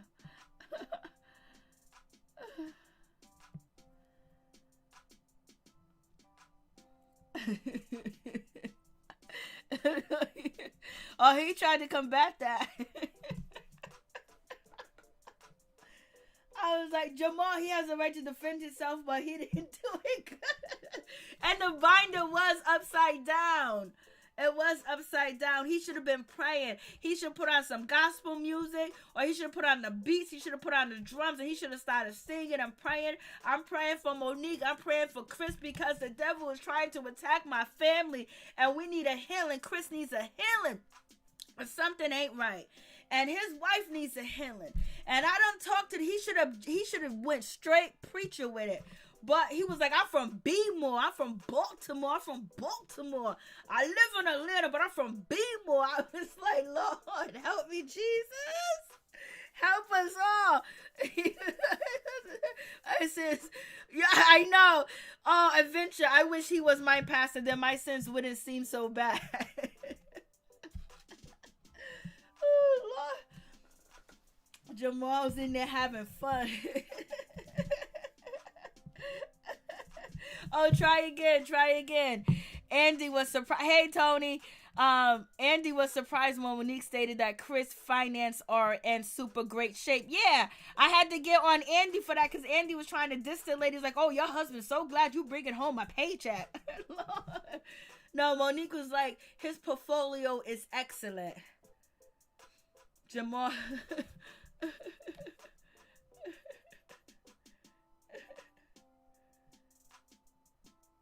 Jamal is a low value man. Lord have mercy, Jamal. I don't know what why does Giselle think that she needs to have a boyfriend or a husband? She didn't come on the show with a husband. So, find something else to do.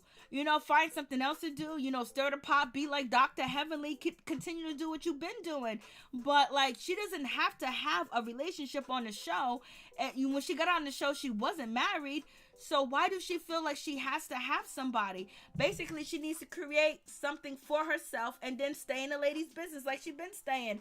But if you stay in folks' business, it's going to come back on you.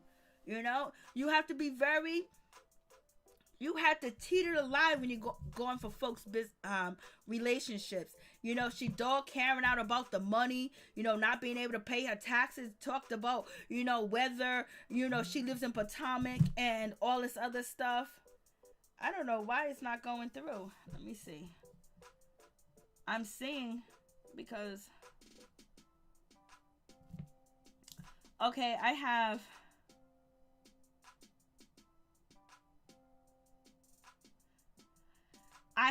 area code 810. Can I call you area code 810? I don't know why. I don't know. Maybe it's the snow outside, because when I took my speakers around the house, because they are they're on Wi-Fi, or they're wireless speakers, and I don't know if it's all the snow, because there's snow packed up on the side of my house. Because my speakers wasn't working in my kitchen or in the bathroom when I had the wireless Bluetooth speakers, you know what I mean? And they usually work, so I'm thinking maybe something outside is covered with the snow. Felicia, last lady. I'm telling you, Felicia Butler, your quotables are being used out here in these streets, baby. I don't think Giselle knew that shit was going to hit her like that. Like, she should have talked to Jamal. She should have picked somebody else differently. Like, another one like Jamal, if you are out here playing games and you're basically trying to help Giselle, or if you do have a relationship with her, why cheat when everybody knows who Giselle is? They know who you are, and they know what church you're at, and people watching. And it's gonna get back to the blogs. Why do it? You can't sustain for a year? Like, what's going on? Then you got Michael Darby. He can't even behave at a function, at an event, without grabbing and touching somebody's booty. And like, why is he getting away with that? Why is he still on the show? Why is he able to grab booties? Even, you know, Andy was like, so it makes you think that he probably did grab that cameraman's butt, because look how he grabbed this guy's butt, you know? And so that's harassment. Nobody, no. How many people get drunk and grab booties? Happy Days, she was selling them game machines, hats on her Insta story. Lord have mercy, she was. Game store hats. Oh, that's a good one. Them arcade game store hats. Lord have mercy. He stated that he and Chris addressed and cash receipts. I know. You can't have receipts without the cash register. Like, who says that? Like, so some people saying that they want him to step down, but he won't step down unless he get a payout. Brittany, Michael is reckless as, yes, girl. He is beyond reckless. Yo, I'm trying to tell you, I would have a plastic stick. I would be whooping his ass. I'll have a switch for Michael Darby when we go in public. You drink this switch is yours. But he seems like he don't respect her and he don't respect her family. He feels like since he got the money, they bow down to him.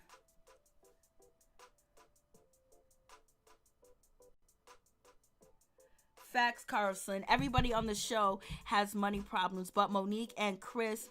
Now, Chris has been shown to be aggressive towards women. CTE, even if it's wrong, doesn't seem too far-fetched. I see what you're saying, but you can't diagnose it unless you are, you know, dead. You have to have an autopsy to be diagnosed.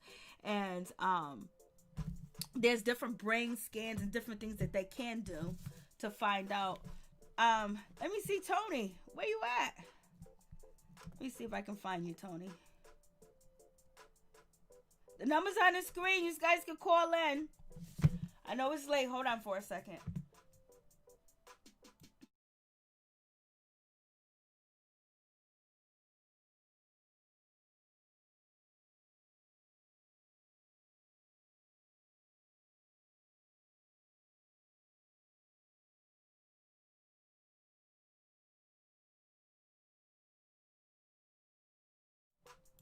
So we back.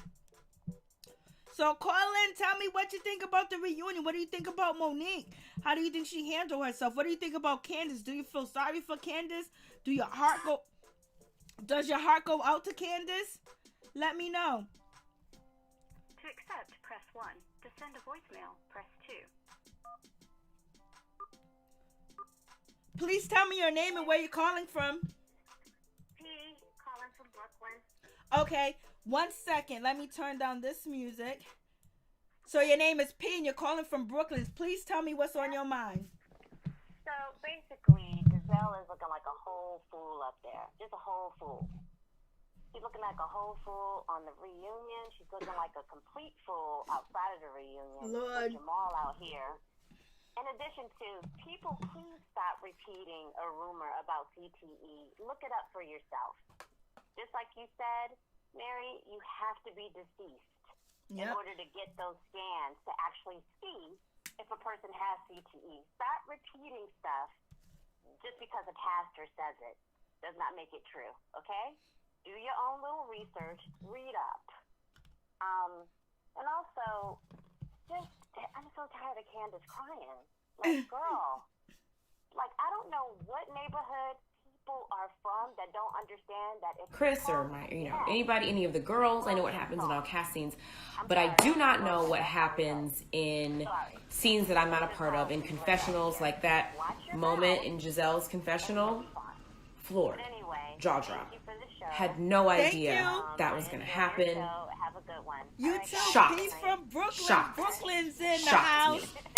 Brooklyn's in the house. Thank you so Chris much. and I were watching. We get the episode early. We watched Anybody after else? anniversary party. I guess was it decided to work. It was before. It was before. It had to be before. This was before Wendy, Ashley's dinner. all that damn makeup on and her pretty hi skin. guys, anybody that's stop. just coming in. It's story time. I ain't even gonna comment on that. because all the moderators know what I will respond to Wendy. Thick Girl 40, hey Mary Jane and everyone. Hey, what's up, Thick Girl 40? What's going on? How you doing? Which Hazel? After everything happened, and I was kind of putting the pieces together for myself. Wanted an apology. She should offer one for her part. Thinking to myself, the olive branch to there was change just the energy. this sudden That could happen buildup too, but Monique did animosity apologize toward me and say that she was wrong for the way that she and I was trying to figure out where is this coming from?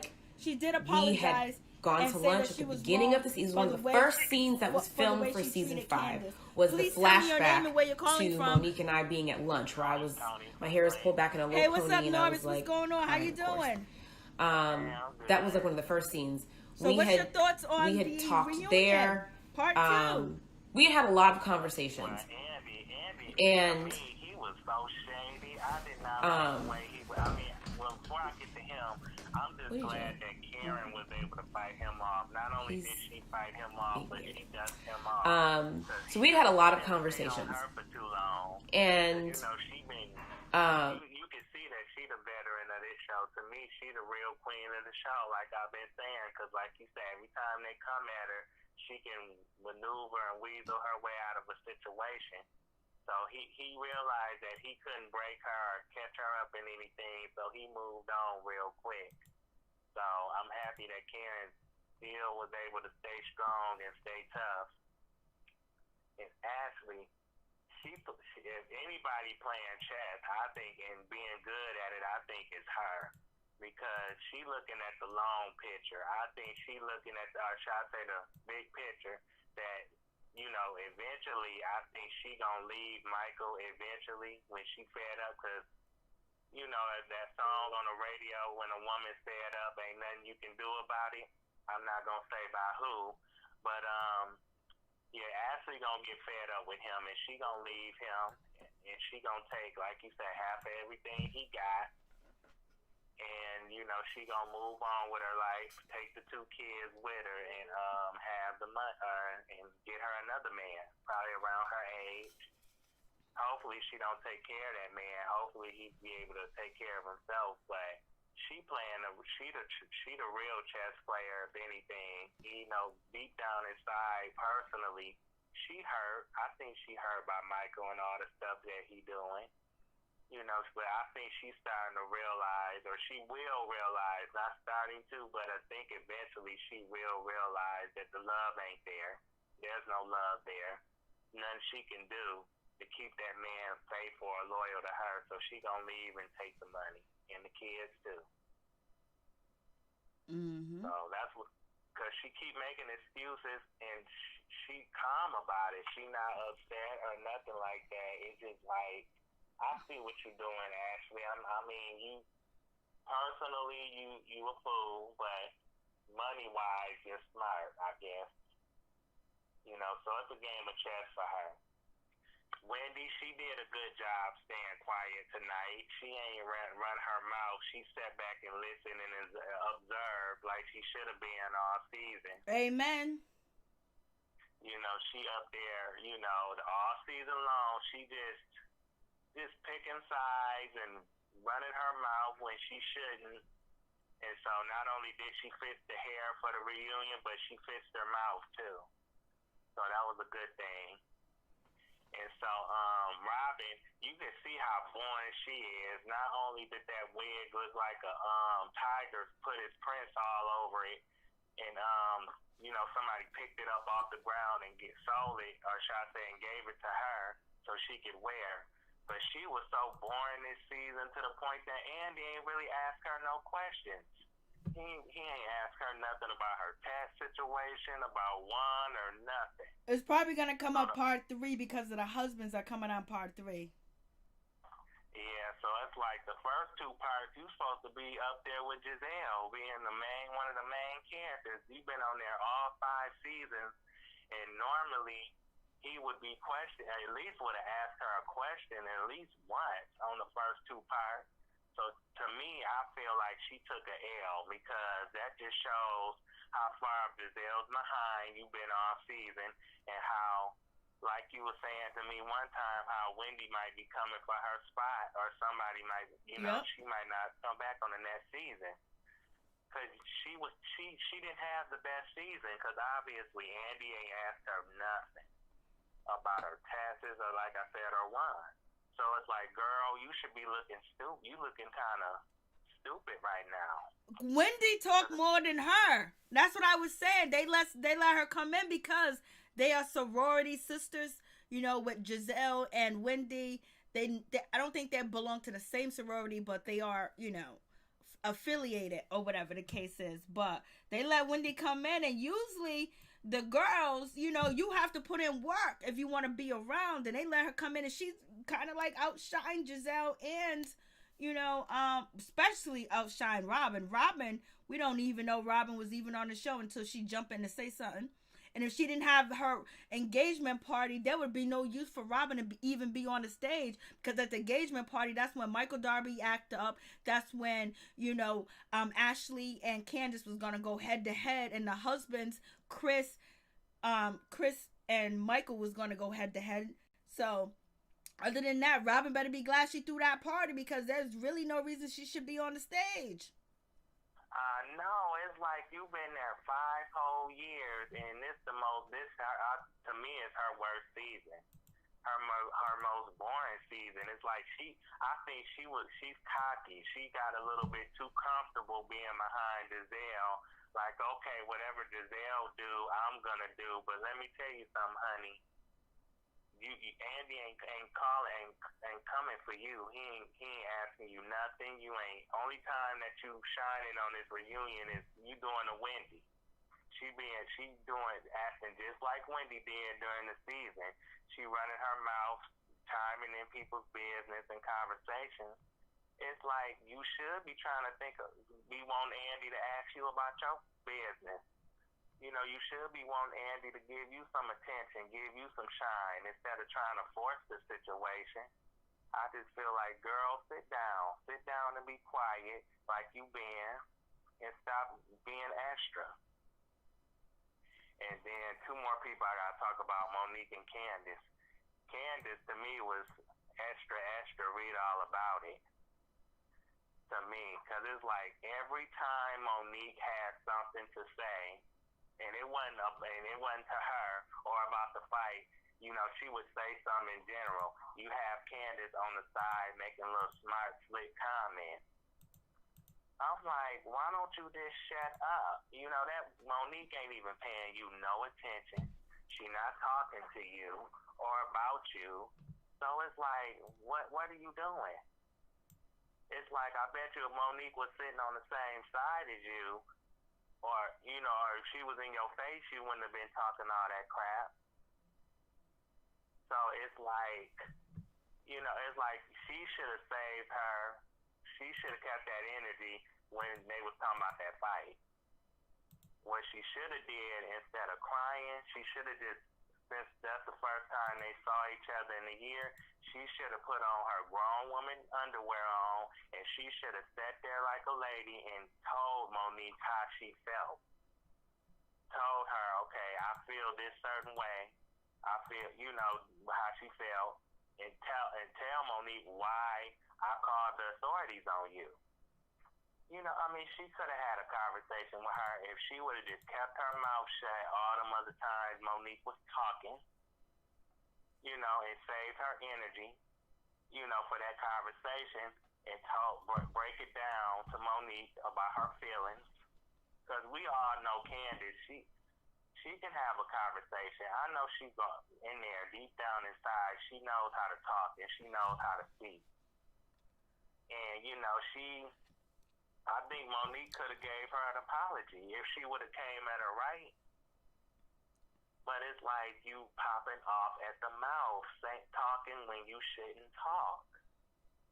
And it's like you continue to prove that you have not learned anything from that altercation. It's like it seemed like to me she's trying to provoke Monique again, or get some kind of reaction out of her. She's just trying to, you know, basically save face, because she got her ass beat. When you get your ass beat, You know what I mean? When we say ass beat, we're not talking about the beatings that we see on Instagram and stuff like that, but to get, smacked across the head a couple of times, on reality TV, we say, because they don't really show fights, they don't really get in down and dirty like they used to back in the day. She's embarrassed, talking all that crap, and you can't back it up. All you got right now is your mouth. And it is what it is. Sad situation. And who else did you want to talk about? Ashley? You already talked about Ashley. Who's next? Yeah. Monique was cool, calm, and collected. I don't like how Andy dismissed her when it came to that GG situation. I felt like, what you showing now, what you showed about Candice talking about the plot about Gigi wanting to spread them rumors, or Gigi was spreading them rumors, and they had that meeting about taking Monique down. Why didn't they? I'm sure Bravo could have grabbed that footage from Candice live, and they could have showed it. They could have showed a clip of that, her talking about that plot. It's just like, come on, Candice exposed the plot on Instagram, and you mean to tell me that Bravo could not expose that, could not, let that be known that Candice was talking about it? It's like, come on, Monique was right. They was plotting against her. Candice confirmed it. And Andy didn't even want to see it, or Bravo didn't even show it. It's just like, come on. We all know that they was up there BSing. Robin, Giselle, and Candice, they was all a part of that. They're not going to admit that, because you know how terrible that looks, that you're plotting like that, using a pregnancy, a baby, and all that stuff. That looks bad on them. Miss Giselle is Andy's go-to. You know what I mean? And so that would look even bad. So they wasn't trying to put all that out there. But I just want to know what Monique got on Wendy. Could you open the binder on Wendy? That's all I wanted. No, I wish Andy would let Monique open the binder on Candice and Robin too. It's like, because Robin, I'm sure if she would have exposed Candice or brought up something against Candice, I'm sure Candice would have been, he wouldn't have been coming at Monique talking about why you ain't emotional? How you gonna tell that woman how to feel? Who is you to tell somebody how to feel? You can't tell that woman how to feel. Because it's like at the point she was over it. It's like she couldn't deal with Candice and her theatrics. And it's like they dragged the fight on the whole season. And, Candice, if I was Candice and somebody did me like that, why would you wait on Monique to call you when you could have called her and told her how you felt? Even if it would have been a voice message, you could have told her how you felt. And she probably would have called her back in time and would have apologized to her, but you didn't call her. You didn't let her know your feelings and what you thought about the fight. It's like you can't expect Monique. It's not a one-way conversation. It's a two-way street. If she's not open, you should have been open, especially with all that mouth that you got. And I think the longer and longer Candice keep doing what she doing, she ain't gonna have no career. Okay, hold on for a second, Tony.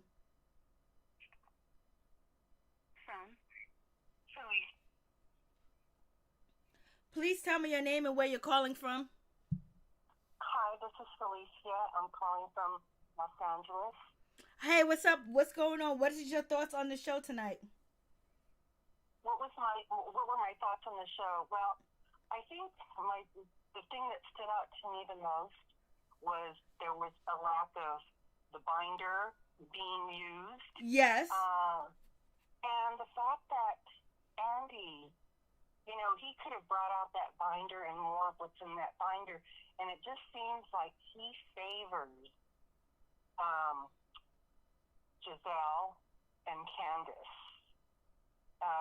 That he just favors, and that's why, because he could have drawn out more, because I know that there has to be more receipts that to change the course of how this show goes. Mm-hmm. I don't know why he didn't let her, because I remember the Real Housewives of Atlanta, somebody said, I don't know if it was Portia or somebody said they had receipts, and he was like, let me see the receipts, send the receipts to me. But he did not want to see Monique receipts. No, he didn't.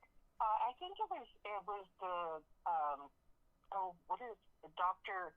Heavenly? No, it wasn't Dr. Heavenly. It was the one that created Mariah. Married to Medicine. Yes, she's the one that created the term receipts. That she's got the receipts, and so and Andy was all about seeing those receipts, and so. I'm a little concerned that they're not going to bring Monique back, but then if they don't bring her back, I'm kind of fine with that, because I don't want this show to mess with her marriage, if that makes sense. Yep, because, that makes sense. That makes sense. They had, her and her husband, when that show started, they had a real strong marriage, and they still seem to, but with people chipping away, plotting away, it can affect their marriage, and I just want to see them make it.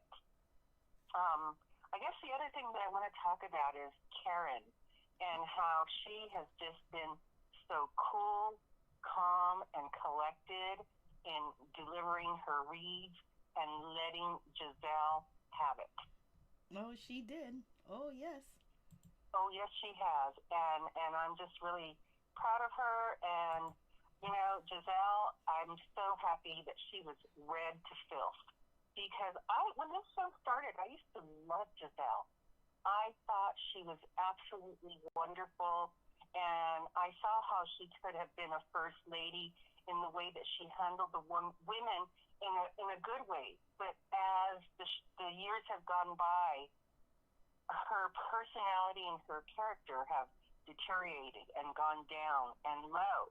And, I'm not surprised to hear that they were plotting at the baby shower, because, you know what, they were probably taking notes from the Real Housewives of Beverly Hills and their Mean Girl crew, because they're doing exactly what that cast has done to cast members. And by choosing a person to destroy, in this case, Monique. Mm-hmm. Yes, and so, I fully am persuaded that there was an actual plot. And once again, there were receipts from the production company that they could show that they did when Andy was trying to dispute it, that that never aired and blah, blah, blah, blah. And this is the one last thing that I'm going to leave you with. Everybody has an expiration date. Amen. Including Andy Cohen.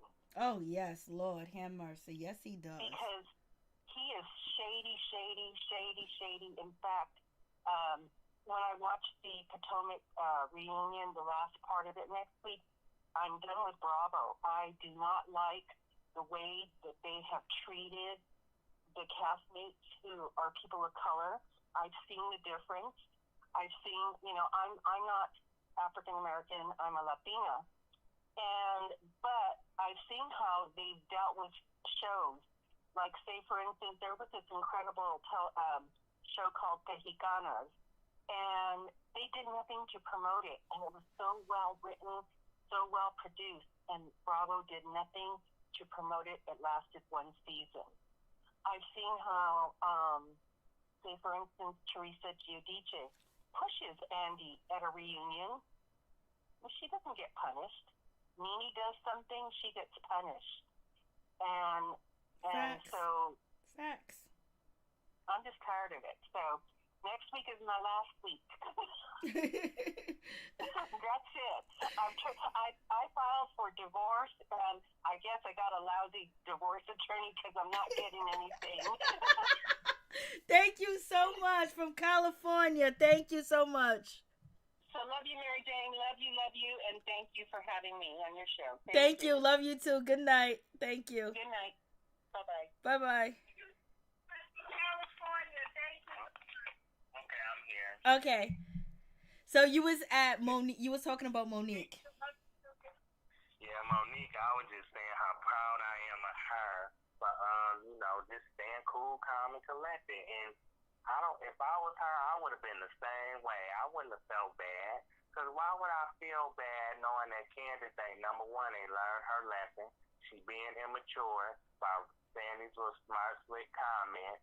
She not addressing Monique right. I mean, if you really want to sit down and get to the bottom of the situation, express yourself and express your feelings, that stage was an opportunity to really tell her how she felt about their fight. She could have told her how she felt and, told her why she took the steps that she took against her. She could have did that, because we all know Candice knows how to talk. She can handle herself. But she let the immaturity get the best of her. And I'm just thinking, Candice, I don't feel sorry for you because of your behavior. If you would have conducted yourself like a woman that's mature, you just bought a house, you landed, you starting to act, to be an actress, acted in a TV movie. So it's like you're getting opportunities, so it's like build off of what you're getting, show your maturity. Show us a different side of you, that you learn a lesson. Show us something. Don't show us the same old immature girl.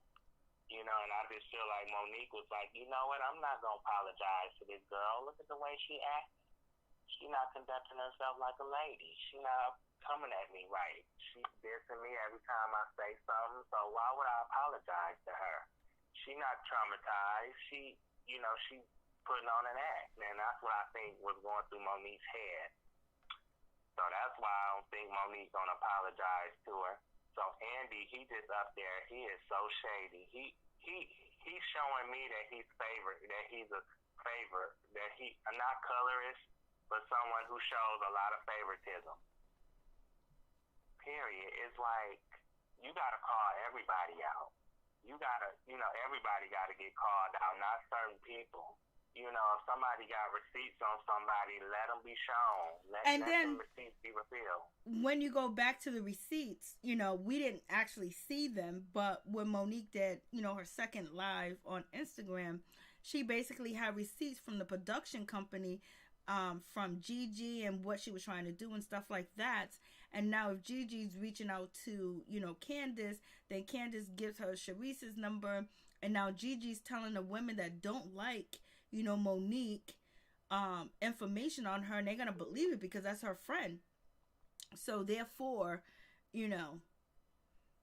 that should have been she had the receipts. Any other time Andy would let you do your receipts, and he did not let her do her receipts. He only let it a little bit. I think he was so shocked about the receipts on Giselle that he didn't want no more of it. He didn't want his girls to look bad. Or maybe he didn't believe him. Who knows?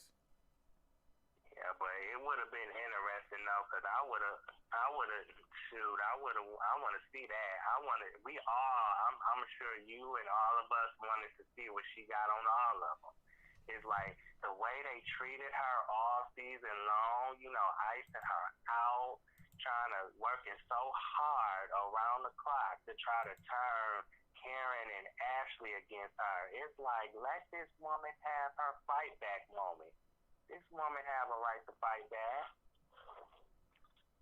She has a right to fight back. Hold on. Yeah, but she has a right to fight back and show us what she got. I want to see what she working with and see how them women was gonna respond. That's my thing. But I want to get on Giselle. The thing about Giselle, you say that she played the game of poker, or should I say a chess? Well, she lost that game. She lost both games. She lost part 1 and part 2 of the reunion. She did. She lost both parts. She the bottom and the loser lady. Yep, she messed up. She thought that she was going to play dirty, And she did. And she had an excuse because of the fight that happened between Monique and Candice. So therefore, she rallied the troops. She went to Karen's house when Monique was trying to have a conversation and tell and try to make it better, just to say, I'm glad you guys didn't get hurt or whatever. She came there with her bodyguard, feeling threatened and everything. Where was your bodyguard at tonight, Giselle? And then Robin's talking about she's not a role model. Then you have Wendy talking about, Monique basically saying, I don't fight for women like that to sit at the table and all this other stuff. And then they iced her out. They didn't want to film with her or anything else. They wanted her to lose her job, and they were hoping and praying that court case would have went through and Monique would have got locked up or suspended or some type of restraining order or any type of time to say that she has a record, so they can just throw that in her face.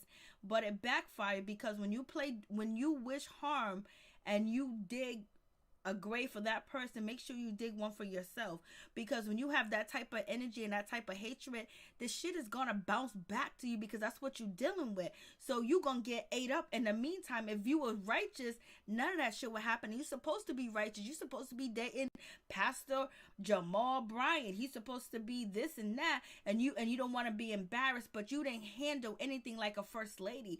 You didn't try to bring the ladies together like a first lady. If there's ladies in the church that are going back and forth, the first lady is supposed to come through and heal that situation. She's supposed to start praying. She don't have any of the characteristics of a first lady, of a lady with wisdom, when she came from a background of her father being a civil rights leader and being a fighter and all the things that her father has done. You would think the last thing that she would be trying to do is stomp and bring another black woman down that she knew for a while. And then on top of that, Monique and Giselle had a conversation. They ate lunch. Monique wanted to have a cordial relationship with Giselle, and Giselle was like faking it. And as soon, like, what happened to, we're gonna try to make this work, okay, we're gonna be cool, they're riding in Monique's house, they're riding in Monique's truck, they're cool with Monique, they're going to her house, and as soon as she did something wrong, we are going to crucify her.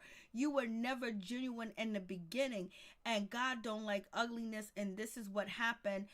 She got embarrassed very bad, and then her ex-husband got on the internet and even embarrassed her worse.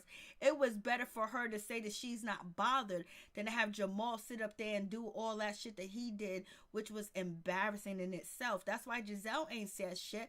Giselle ain't spoke on the situation about Jamal saying anything. Only thing that she spoke on the situation about was to say that me and Jamal are fine, and she's not worried about any of the receipts that Monique posted, and she was good with that. Hold on for a second. Let me take this call. Thank you. Hold on for a second for me. From?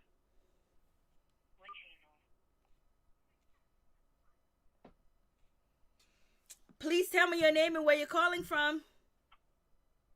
This is Witch Hazel. I'm calling from Atlanta, Georgia. Hey, Witch Hazel. How you doing? Good. I had to just call in because I wanted to say something on the topic of Giselle. Go ahead. Because I know she's a very divisive figure.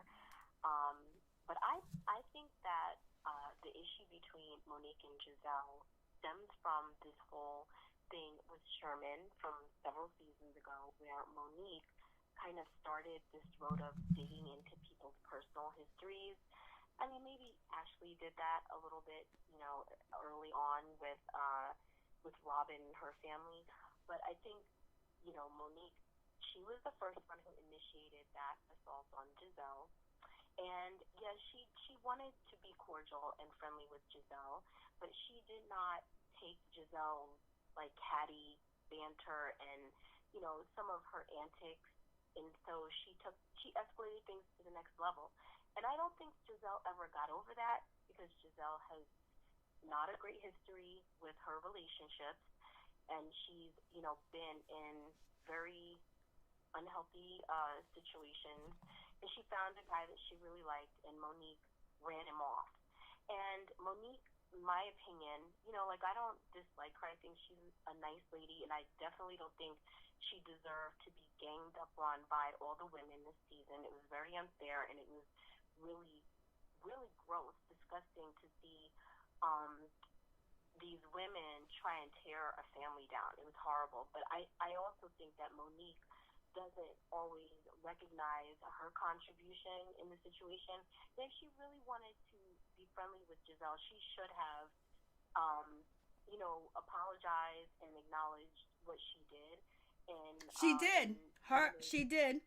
She really gave her a heartfelt apology about the Sherman, and she apologized for that because I think Sherman knew Chris, and Chris wasn't too happy with Monique's behavior with that situation. I believe she apologized for that, and and tried to right that wrong with Giselle.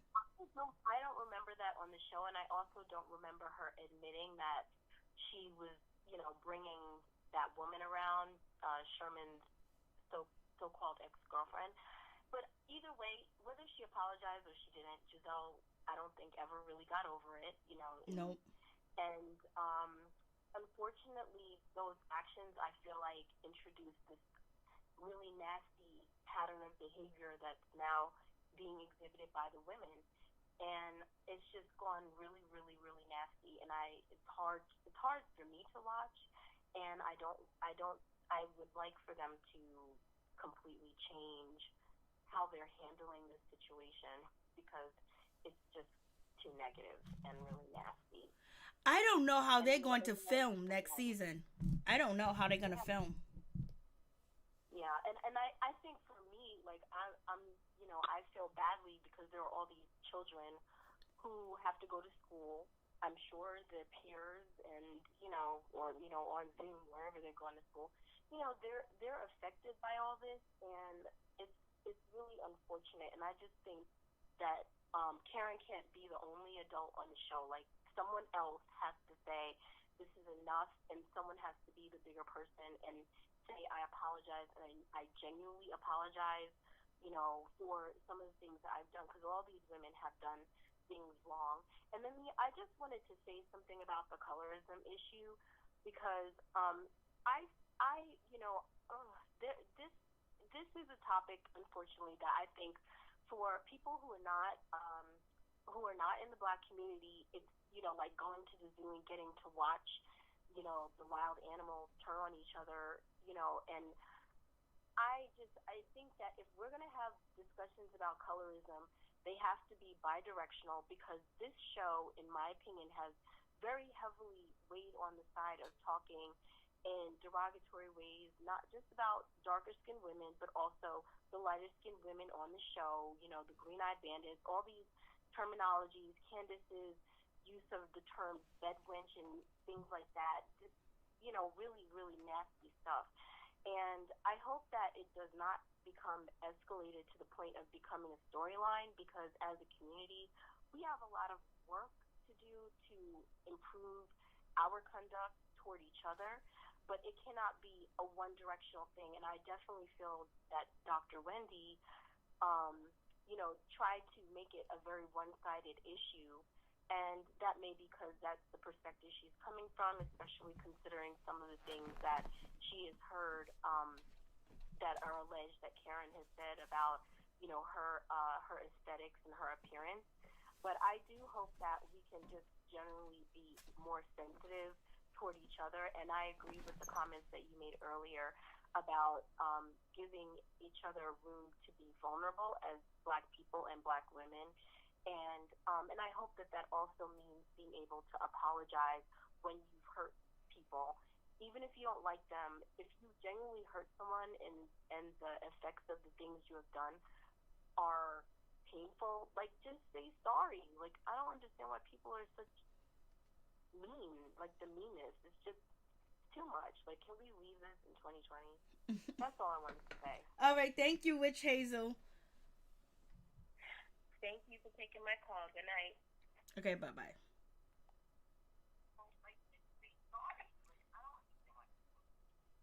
Hey. I'm back. Okay, yes. You was at Monique, and, the way that she's being treated, and it's unfair.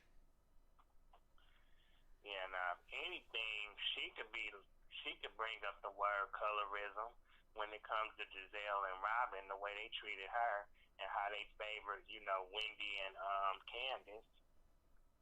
It's like they tried to get those two to turn against Monique, and it worked like a charm. I feel like those two could not handle Monique on their own, so they had to recruit a team, and set it. I think that fight was was instigated by them, by Robin and Giselle. I think they knew exactly what they was doing, and they wanted to break up Monique and Candice. They didn't want them to be friends because they were scared that their friendship was gonna be better than theirs. And then you got Karen playing a role of big sister in the middle. It's like you said in one of your previous videos, them three could have ran that show together, and Giselle and Robin didn't want that. So that's why they're at where they're at, because I think Giselle and Robin had it, and they had planned that all along. But the thing that, like you said, that backfired on them is that they weren't able to get Monique off the show, or at least not yet. Because I wouldn't be surprised if they try to come up with something else. Because that's what they do. They schemers and they're plotters. And both of them, they two peas in the pie. They both have bad fashion sense. They both don't know how to dress. They both not married. And I think they jealous of Monique and Karen because they both married. And people favor them more. They like them more. The viewers like Karen and Monique more than they do Robin and Giselle. Because outside the show, I don't think they really got nothing going on for them except for their livelihood as mothers. That's it. Other than that, they don't got too much going on. Well, Giselle got the chat room, but that's true. Outside of that, they don't have nothing else going on. And also, I see some of the comments. I know Witch Hazel said something about, like a zoo, it's like a zoo acting with the fighting and people watching. I believe Witch Hazel is talking about back in the day where they used to have black people fight each other. Like if you watch Django, how they would have the guys fight each other. And then also there were times where back in the day, back in slavery time, where they will have like certain areas and fields where, they will have, African Americans, black people, foundational black going against each other or doing like tricks and all types of crazy stuff that they were forced to do, back in slavery time, like a circus. So I think when she said zoo, she's actually saying that Bravo is creating a stage for the black cast, them fighting, arguing, and not getting things across, and not hearing everybody out and everybody getting their side, the story told, and just going back and back and just like going back and forth. I think that's what she was actually talking about, because that did actually take place in slavery time, just like the movie Django.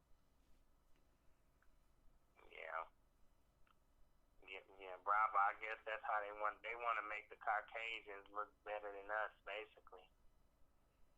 That's not. I think that's why it's not that many, black shows on Bravo. It's more, they lean towards the Caucasians because there's a lot more of them on TV shows than us.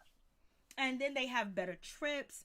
And then also the way that Andy addressed the ladies, like tonight when he specially said, "Oh, I know your husbands are happy that you're bringing the money home, and like it must be different because you got this big paycheck. Like they can't make any money anywhere else. Like they don't have any money anywhere else, and they're taking care of their husband because they black women and stuff like that. And they black, they don't got money." And that's why I was very happy and excited that Monique said, "No, Chris makes a lot of money." And Andy felt a certain type of way. He was like, "He don't make that much money. He ain't playing sports." She was like, "No, he got an excellent portfolio." And Robin couldn't really say nothing but, me and Juan take care of the bills. You know what I mean? Ashley didn't say anything to that conversation, but the way that he says things, is very disrespectful. And then he wants the ladies to go back and forth sometimes, but he doesn't want his favored to be, dogged out, because if it was anybody else, if Giselle had receipts, Andy would have been like, "Pass me them receipts. Let me see them receipts." He would have definitely did that, but he didn't because he's banking on Giselle. That's why she's on the chat room. And just like not, I think the season before last, Andy was like, you guys are ganging up on, Kim, and he's gang up and he ran after her. I never seen him do that for anybody else. You know what I mean? And how come no other housewife from Real Housewives of Atlanta don't have their own show that's been their own spinoff going and going and going continuously? Because who watched Hardy to the Party? And Kim got her own show. She act black, talk black, wanted black, and everything else. And then boom, bada bing. I'm not filming with these ladies no more. And they gave her her own show. That's not fair. And it's not right. And this is what Nene has been talking about. And this is also what Mariah from Married to Medicine has been talking about too as well. And sometimes the ladies speak up, but he does a lot of little shady shit to act like the black women are so desperate, but they have the most ratings, because I don't know any other franchise is beaten. Right now, Real Housewives of Atlanta, they're down on their ratings, but they've always been on top. And Potomac has been pushing its way through. And I don't see the blogs cover, Atlanta and Real Housewives of Potomac like they do. They don't do the other shows. Every now and then, even the blogs that are the Caucasian blogs, they barely even cover them. They're talking about what we talking about, and it's just like, yeah, who watched Hardy to the Party? Like, really? So what is your opinion on the way Giselle and Jamal Bryant? What is your opinion on that relationship? Do you think they really have a relationship? No, because he talked about that he's single. He talked about that this show was filmed a year ago.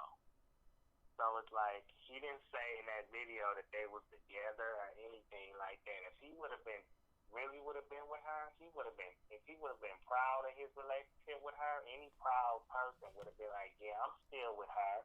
I'm trying to work things out with her. So what? Now what y'all got to say? So I don't think they really together. They might be, but I just don't think so, because he made himself look single. And, he could have came in that video and really preached. I know. Why he didn't do that? Like, you a preacher. What? Look at the camera. Get up, start singing, start humming. If he would have started humming and saying them tunes, everybody would have been like, oh, man, you would have got them going, because that is like, that's a form of meditation. It's a form of like getting to your soul, getting to the rhythm, the hymns that they used to sing and go, oh, Jesus, and do all that stuff. He could have had it rocking. And Giselle should have been right next to him, and she wasn't. He did this shit all on his own and didn't even ask her. And I believe Giselle, she put him in harm's way. She knows she's out here doing dirty shit, and she didn't think it was gonna come back on her. It came back on her, and the only big thing that messed up was the fight between Candice, because now it's just like, ultimately, either Candice is a weak bee and she deserves it, and then it's Monique is this, she's that, she's dirty, she's praising Monique, when I never wanted Monique or Candice to ever fight.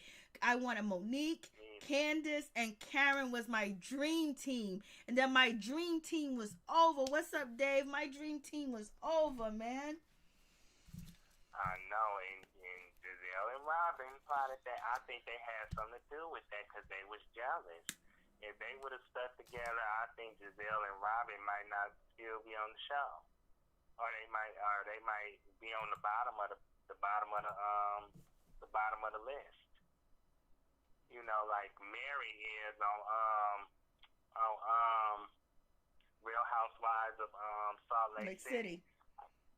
She messed her face up. I seen an old picture of her. She was chocolate. She looked real good before. I'm like, if you would have kept your natural, I don't care about you being married to who you married to, but if you would have been all natural, I'm telling you, you could have really shined. But you look like them ladies on the show. You look powdered. You look like a little Kim. That's who you look like. And say you look like a little Kim that don't fit in. That fits in with these ladies, but you're not representing us or the black women. I don't think. Facts. Somebody said something in the comments that just made me laugh. Chelsea B, when I heard Jamal talk, I died. Me too. I was all over the floor. I couldn't believe Jamal got like did this shit. He sounds scared to me. It's like a cryptic message. Message. He sounded like he was like scared. He didn't. I don't think he even believed what he was saying. I mean, he didn't put no passion into it or nothing. He sounded like a robot to me. Like with no personality, no nothing. And I'm thinking, what do these ladies see on this man? It's like, man, you act like you was scared. Like, come on, this was your time to show your personality. It was time for you to just set it off. You know, if you got the cash register, you know, preach like you got the money in that cash register for real. It's like you got an empty cash register. It was so funny. he was when he said, I'm from Baltimore, I'm from B-more. I was like, Lord help me. He said, Unbelievable. He was like, I done talk to your pastor. I know where you live at. What, you working for the po-pos? What are you, the police, Jamal? You weren't gonna. He ain't crazy. He ain't gonna show up to that house. He get his butt stumped right at the door. And Giselle and Robin got a lot of work to do for the rest of that reunion. I'm telling you that. And they showing a preview of them hollering and stuff like that. But yeah, Giselle's like supposed to go off. Giselle's gonna go off the next time around. And Monique ain't gonna bag down either. I like to see them really go at it. And then Chris, he ain't gonna bag down either.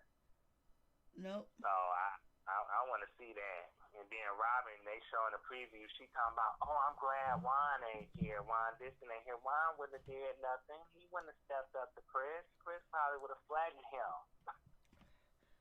He don't want to step up to that man. I mean, he ain't man enough to step up to him. Shoot, Chris, my money would be on Chris. So Robin, I don't know what you're talking about. Thank goodness that Juan ain't here. Juan would have probably tried to calm the situation down, but he wouldn't have stepped up to Chris and tried to, you know, put him in his place. He would have got his butt shut down.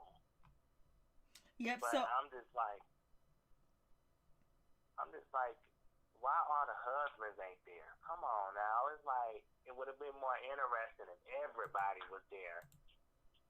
Shoot, let's duke it out. You know what I'm saying? Who really gonna stand up for their lady? Who really gonna come out on top? It's like Chris Samuels, and also Chris Samuels and the other Chris, right? The other Chris. Yeah. Bassett, yeah. He's gonna stand. He's always standing up for her, but he always be correcting Candice too. He be trying to help Candice, and she don't be listening to nothing he be trying to say at all. He be trying. I know, and it's like I'm telling you, if she keep going the route she going, I believe she gonna get in her own way, and she not gonna have that career that she wants in the entertainment industry. She not. That's why I'm like, she really needs. I mean, she should have took the warning. She should take that warning, or should have took that warning that Andy was giving her. Because he was trying to tell her something, but she's so focused on dissing Monique and saying slick comments to Monique and thinking about Monique so much that and crying, trying to look like the victim, that you're not even paying attention to what Andy was trying to tell you. He's trying to help you. He's trying to warn you. And it's just like, girl, you blind. Keep acting the way you acting. You know, and you're going to be blinded out of a career.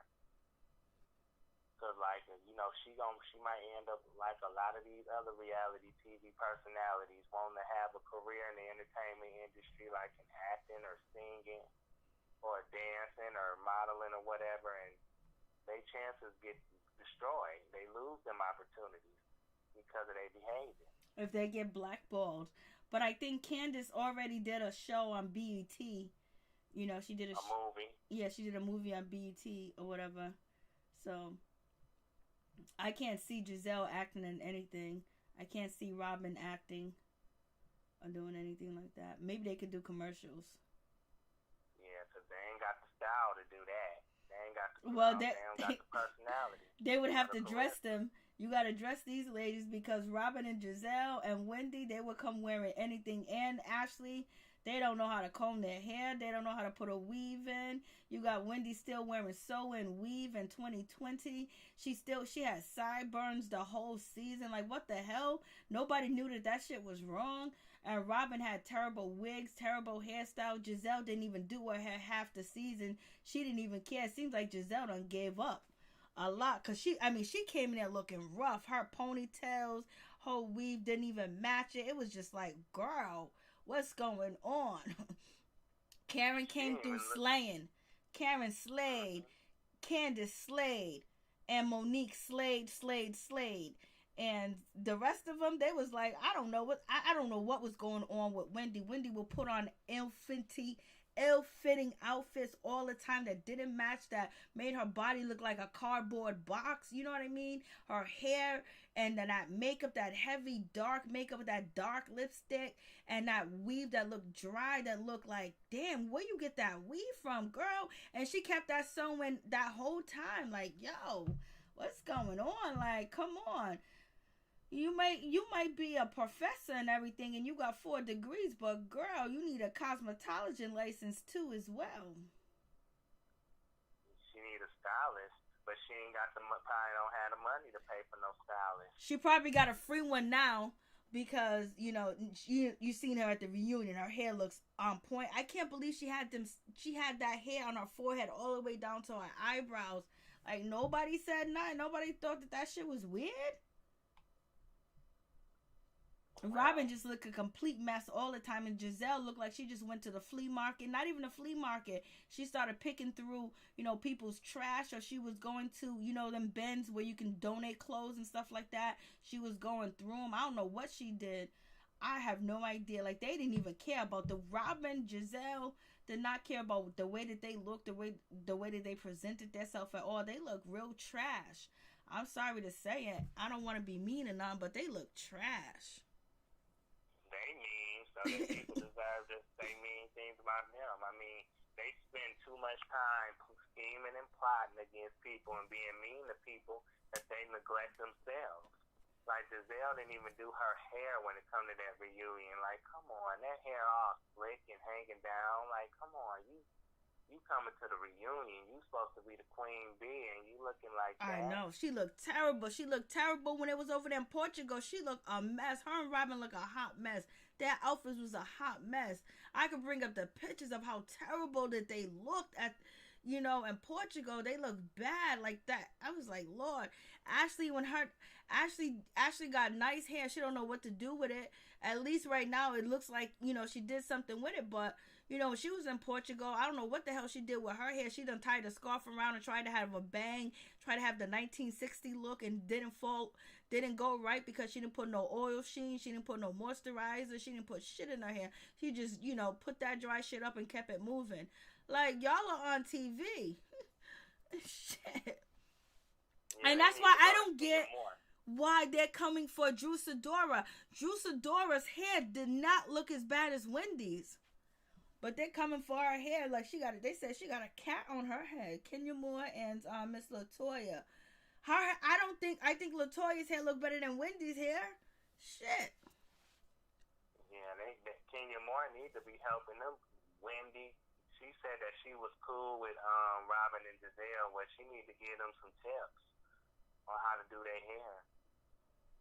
Ralph, Kenya Moore hair care. Yeah, they need Kenya Moore hair care or something. I don't know what was going on. Wendy needs Kenya Moore hair care so she can get them edges back. And I'm sorry to say, my girl Candice got a little bald spot in the front of her head. So you guys seen, if you're here, when we review the show, we don't show the pictures. She need Kenya Moore hair care. Somebody does. Yeah, Monique probably messed that up and created that bald spot when she was pulling that wig. Yeah, too funny. Pastor Jamal made me sympathetic to Giselle because now, in my eyes, she's a battered woman. Like, okay, I can't read all that out. Once you say that name, that's problems on they be like, demonetized, don't say his name. She don't need edges. She has 4 degrees. I know she don't need edges. She got 4 degrees and she's in debt. You don't need edges. And she's fighting to stay on this show. She'll do anything. She'll go against her morals. She'll follow anybody just to make sure she get that Real Housewives of Potomac paycheck, because she ain't getting that paycheck at the, college at all. And her husband hasn't been in a court with a judge in years. And they have 2. She's in debt, he's in debt. It is what it is. You gotta spend money to make money, so you gotta play like you the Joneses until you get there. She could at least use one of them degrees to get a job. I mean, come on, I get all them degrees and you can't even use them.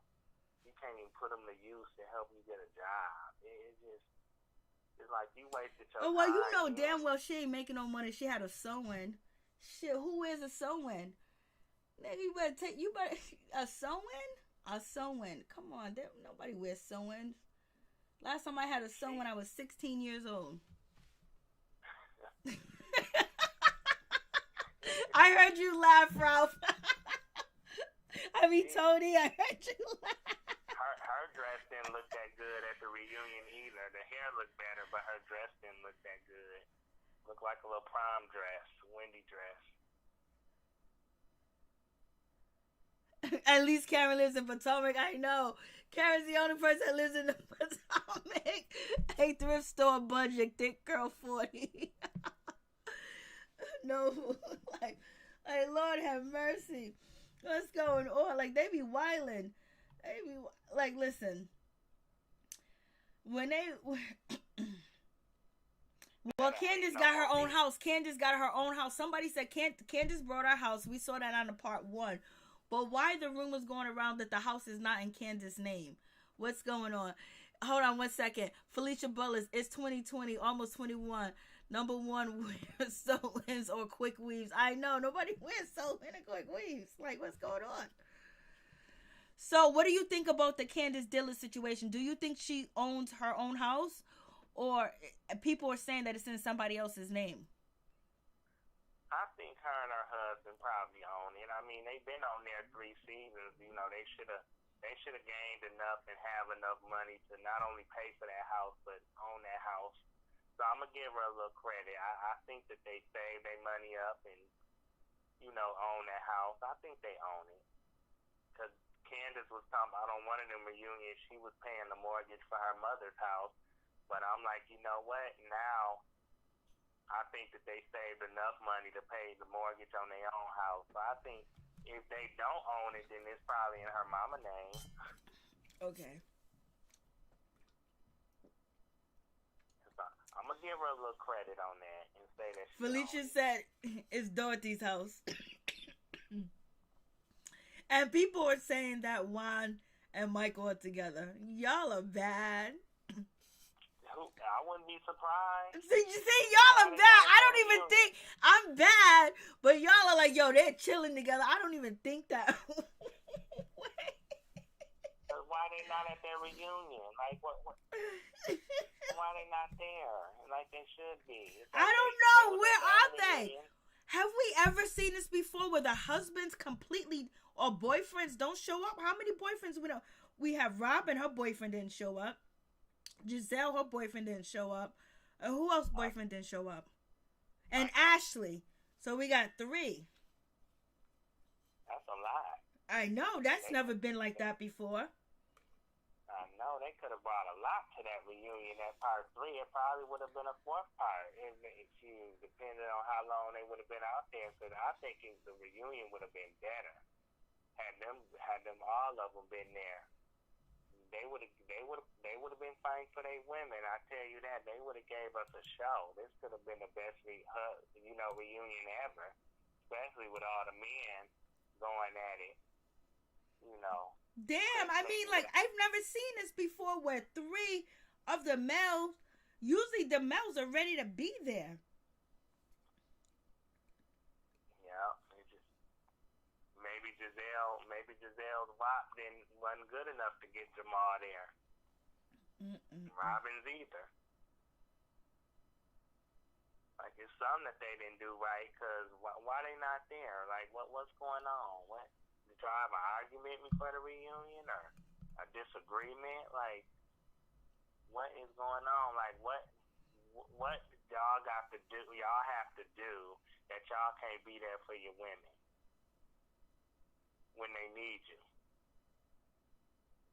It's like all three of them are alone on a desert island. Well, really, Robin and Giselle, because Ashley gonna be okay, but the rest of the other two, it's like they on the desert island by themselves. And Monique and Chris can come at them any way they want to. And then you got Chris Bassett trying to stand up, but I think Samuel's gonna shut him down. And what do you think about? Do you think Michael Darby should be on the show when he's going around grabbing people's butts? No, not at all. I think, but if they don't want to suspend him, because that means they probably have to suspend Ashley too. It's like, what's she gonna do if he gets fired? It's gonna look like she a single woman. Mm-hmm. I think part one was better than this part. Oh yeah, part one was facts. Part one was way better. They should have let part one rock out with the receipts coming through and everybody addressing that, and let Giselle ask her more questions. Andy let her go easy. He was like, "You gonna call Jamal tonight? You gonna call Jamal?" He should have been like, "What's in the receipts? What you got going on?" Because Robin didn't have nothing going on. Wendy don't got nothing going on. Only thing that was going, unless she was gonna spend, the whole part two on, that binder. Yeah, Monique and Candice situation, but they could have dig more into even Karen's situation about the hair salon products. I mean, when she had the hair salon situation with her wigs, they could have dug more into that situation. He didn't get into that situation. They didn't even bring up Juan talking about he wants Robin to clean her couch. We didn't hear none of that. Like, he let a lot of things fly that was important. Why? And then you have Michael Darby basically talking about, Juan didn't want to marry Robin, and why was that situation? Like, they didn't dive into that situation. Why is Juan going around talking about Robin to the other guys that he's not happy with her couch? He wants that couch to be clean. I know. It's like Andy. He shouldn't be hosting these reunions, because I don't think he really did that great of a job hosting the Real Housewives of Atlanta reunion either. It's like it's a lot of things I think he dropped the ball on at that reunion. It's like he's slipping.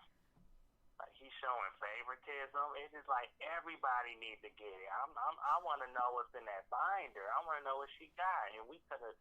I wanted to see them women squirm and defend themselves. Like, what you got to say? Y'all done came at this woman so hard and put her down the whole season, made her feel like she was the enemy, like she was the bad woman, like she was the disgrace.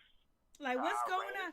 Yes, like, what's going on with your taxes? Like, what's going on, Robin?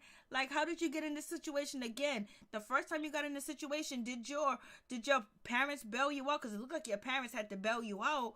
Like, let's get into that situation. And then also, I didn't even mention this. When they was talking about, Karen has a nice house, and then Robin said, yes, it's cozy. I was like, Robin, how can you call Karen's house cozy when you live in a miniature townhouse? You live in a townhouse. You got neighbors right next to you. How can you judge her home, and she lives in Potomac, and call it cozy? When people say cozy, that's really saying that it's small. How is Robin talking about Karen's house? How is that possible? You ain't got no money. You ain't got the money to pay your taxes. You almost 6 figures behind on your taxes, and your houses probably ain't even half the size hers is. So it's like, she just bored and need something to talk about, because she jealous. She jealous that Karen looks better than her. not only is she older than her, but she looks better than her. She got more money than her. She got a bigger fan base than her. She play a more important role on the show than her. Robin don't have her own identity because she's behind Giselle. Always hiding behind Giselle. That's the only thing we know about her. We don't really know her story as far as her husband, or not her husband, but Juan goes. And, you know, we don't know. It's like she don't show me enough personality. She ain't really been around these ladies on her own enough to show me anything. It's like every time you Giselle's lapdog. And you need to stop being a lapdog. You done played that role for 5 seasons now. Like, seriously, are we going to have to see you act like this on season 6? Yeah, it's like Robin lives in a community, you know, townhouse community. Like, when we saw the house, there was like 8 or 9, 10 of them all around. Like, she's living, like, how is she even talking about anybody? How is she even going to Karen's house and trying to figure out her address when she lives in a miniature, you know, townhouse where other townhouses were all different colors around? Them colors would get on my nerves. Red, brown, gray, white, green, all around the place. Like, come on. And, you know, you don't even see a backyard. And she got 2 boys that play sports and her husband's a coach. And then she's worried about where somebody else lives. And she should be worrying about trying to get some info. Hold on for a second, Tony. Yeah. I'm from Alicia Butler from Mississippi. Hey, what's up? What's going on? Tell me your name and where you calling from. Mississippi's in the house. Alicia Butler from Hattiesburg, Mississippi. Hey, what's up? Hattiesburg, Mississippi in the building. Go. What's up, girl? You know everybody's using your sayings out here, right? Every time you say something, people are using your terminology. I'm seeing it everywhere. You started saying last lady like maybe 2 months ago. Now everybody's catching up and saying it. You was using the Scottie Pippen and Michael Jordan thing. Everybody's starting to say the same thing, girl. I need to get paid. Right? For real. Oh, this reunion was kind of boring, but it was kind of entertaining at the same time. But Andy should have let Monique use that binder more, but he didn't want his HBIC get in trouble anymore. I know.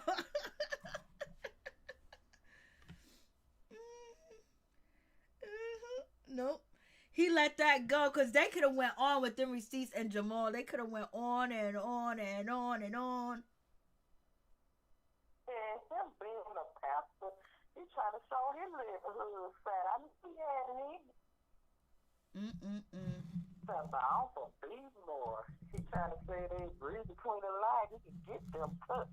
I know. He's about it. And then Robin, she's so quiet. For my opinion, they just needed to mow her being a friend of the show because she don't have anything going on besides being Giselle Fowler.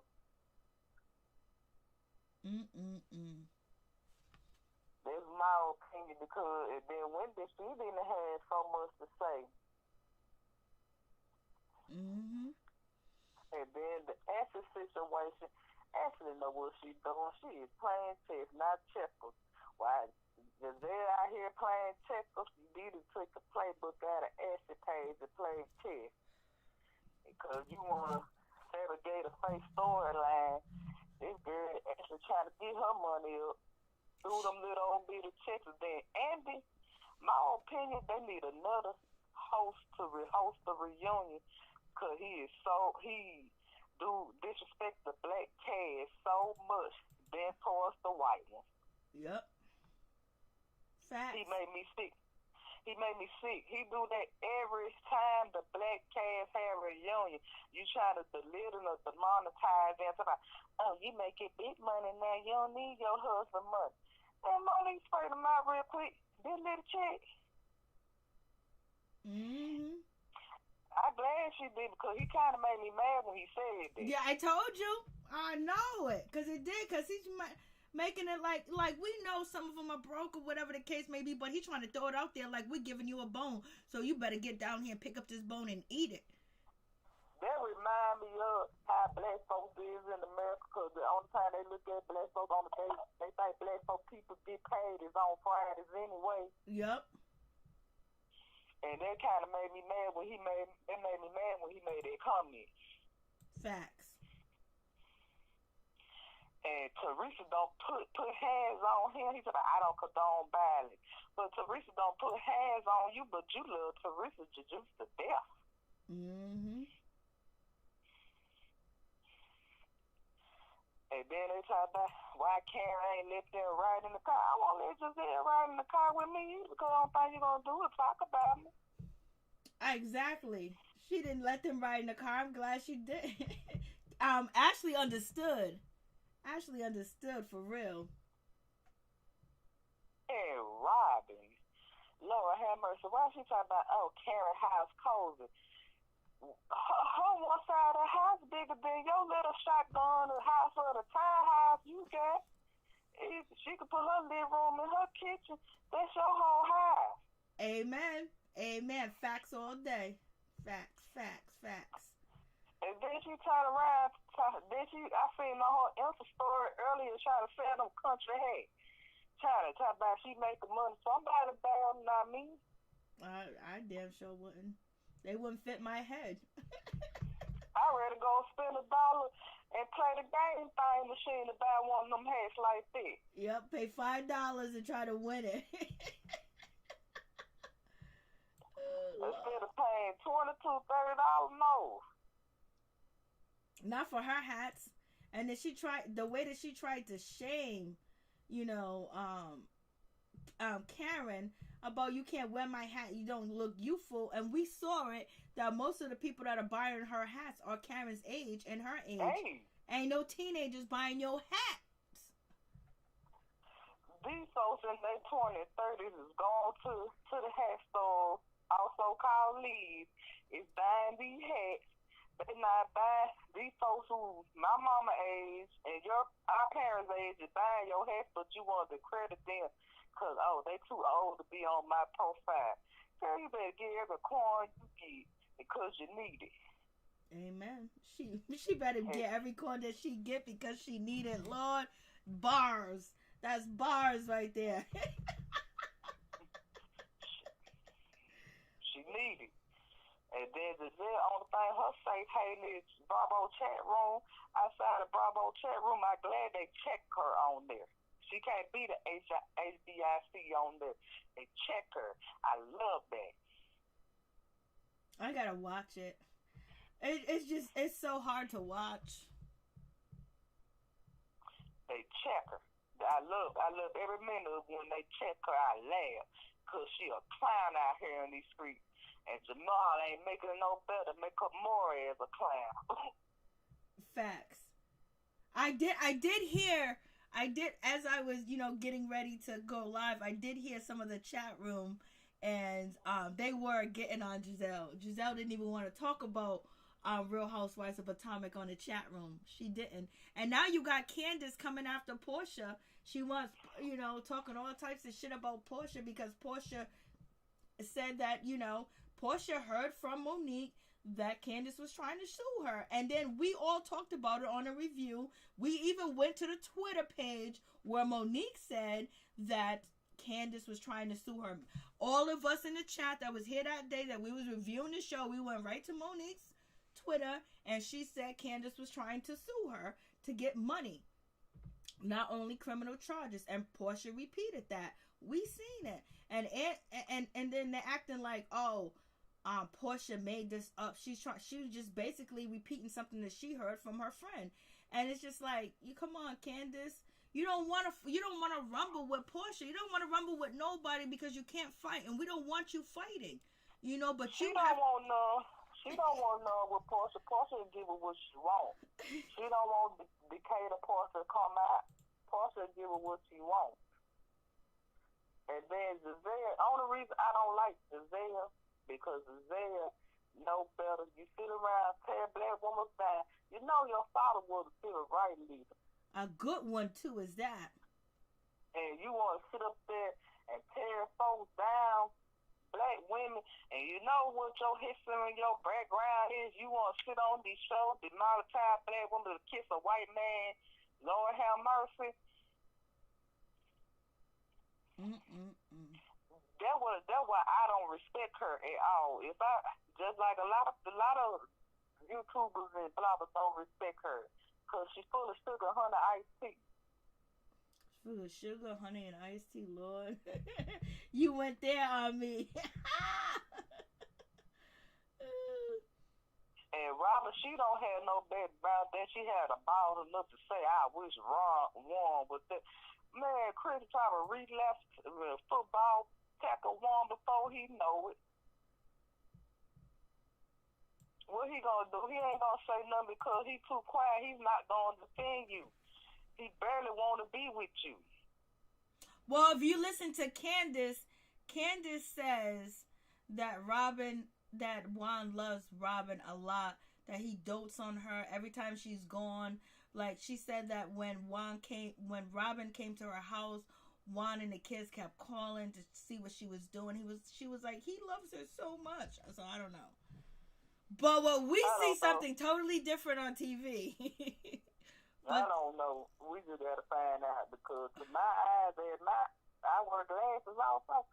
I seen no love lost. I think he's just trying to stay there to be there, cheaper the people. Cheaper to stay there than going out the pain pocket because she already messed up your money one time. You might as well save your money and her too. I wait till them kids get grown and marry her. Yeah, she don't. I wish I would give a mother sucker my money like that. It'll be casino. I'll be Joe Pesci. I don't never lose. For real, then they talk about Karen and her husband. At least Karen's still married to her husband. And she's been married longer than all of them. At least Karen trying to fix her problems with her husband. Mm-hmm. Y'all don't want to fix problems with y'all husband because y'all too busy trying to run away. Facts. Only Ashley's the only one that ain't running. She's there with Michael all day, every day. She got his back. So do. Even though we seen him now on 2 eyes that he so great a handful of that kind of man booty. He did. He grabbed that booty. We seen it. And then I be saying in the comments about Phaedra referring to Mr. Chocolate is Temper Pastor. That's what I heard too, but I'm not sure. I heard them rumors. I thought Mr. Chocolate was that other dancer, but they're saying that it might be Pastor Holy Whore. Like, Lord. I call him the Pimpin' Pastor. The Pimpin' Pastor. She knew. No telling. She knew. So that's just the situation. So we're gonna see what part 3, because part 3 is supposed to be about Chris going off. So they're gonna make. So supposedly Chris Samuels is supposed to be looking all crazy out here in these streets, allegedly. So we're gonna see what happens with that situation. Yeah, man. One more thing. As me studying as a medical field myself, I hate when he talk about CTE. CTE is diagnosed after you dead, not while you was alive. And then I see something you can have early signs, but they cannot catch that as no early sign. They might call it head trauma, concussion, or contusion. They're not going to diagnose CTE unless you deceased, just like they did that other football player. Aris Hernandez, or whatever his name is. I didn't want to say his name. Okay. Oh, you can say his name. But the other name, once you say that other name, you know, I don't know, the algorithm starts wilding once you say the other name of the other person. But I thought Mr. Chocolate was from Africa. That's what Noble Life says. Yep, so we gonna see. It's like, damn, their husbands didn't even come there to support them at all. Like, yo, knowing that check is feeding Juan and Robin's family. Ashley, her husband, he got the money, so he's doing his thing. And Jamal, Giselle just wasn't good enough for him to come. And he think he too good to show up because he wanted a paycheck. He's a pastor. He wanted a paycheck. He wanted a donation to the collection plate. He don't want Robin's half. And he played hopscotch with the church. He played hopscotch with the church because then they talk about he's not out the church, but he buried his foot buried in. Just like I said, he played hopscotch. Them folks don't run him out of there.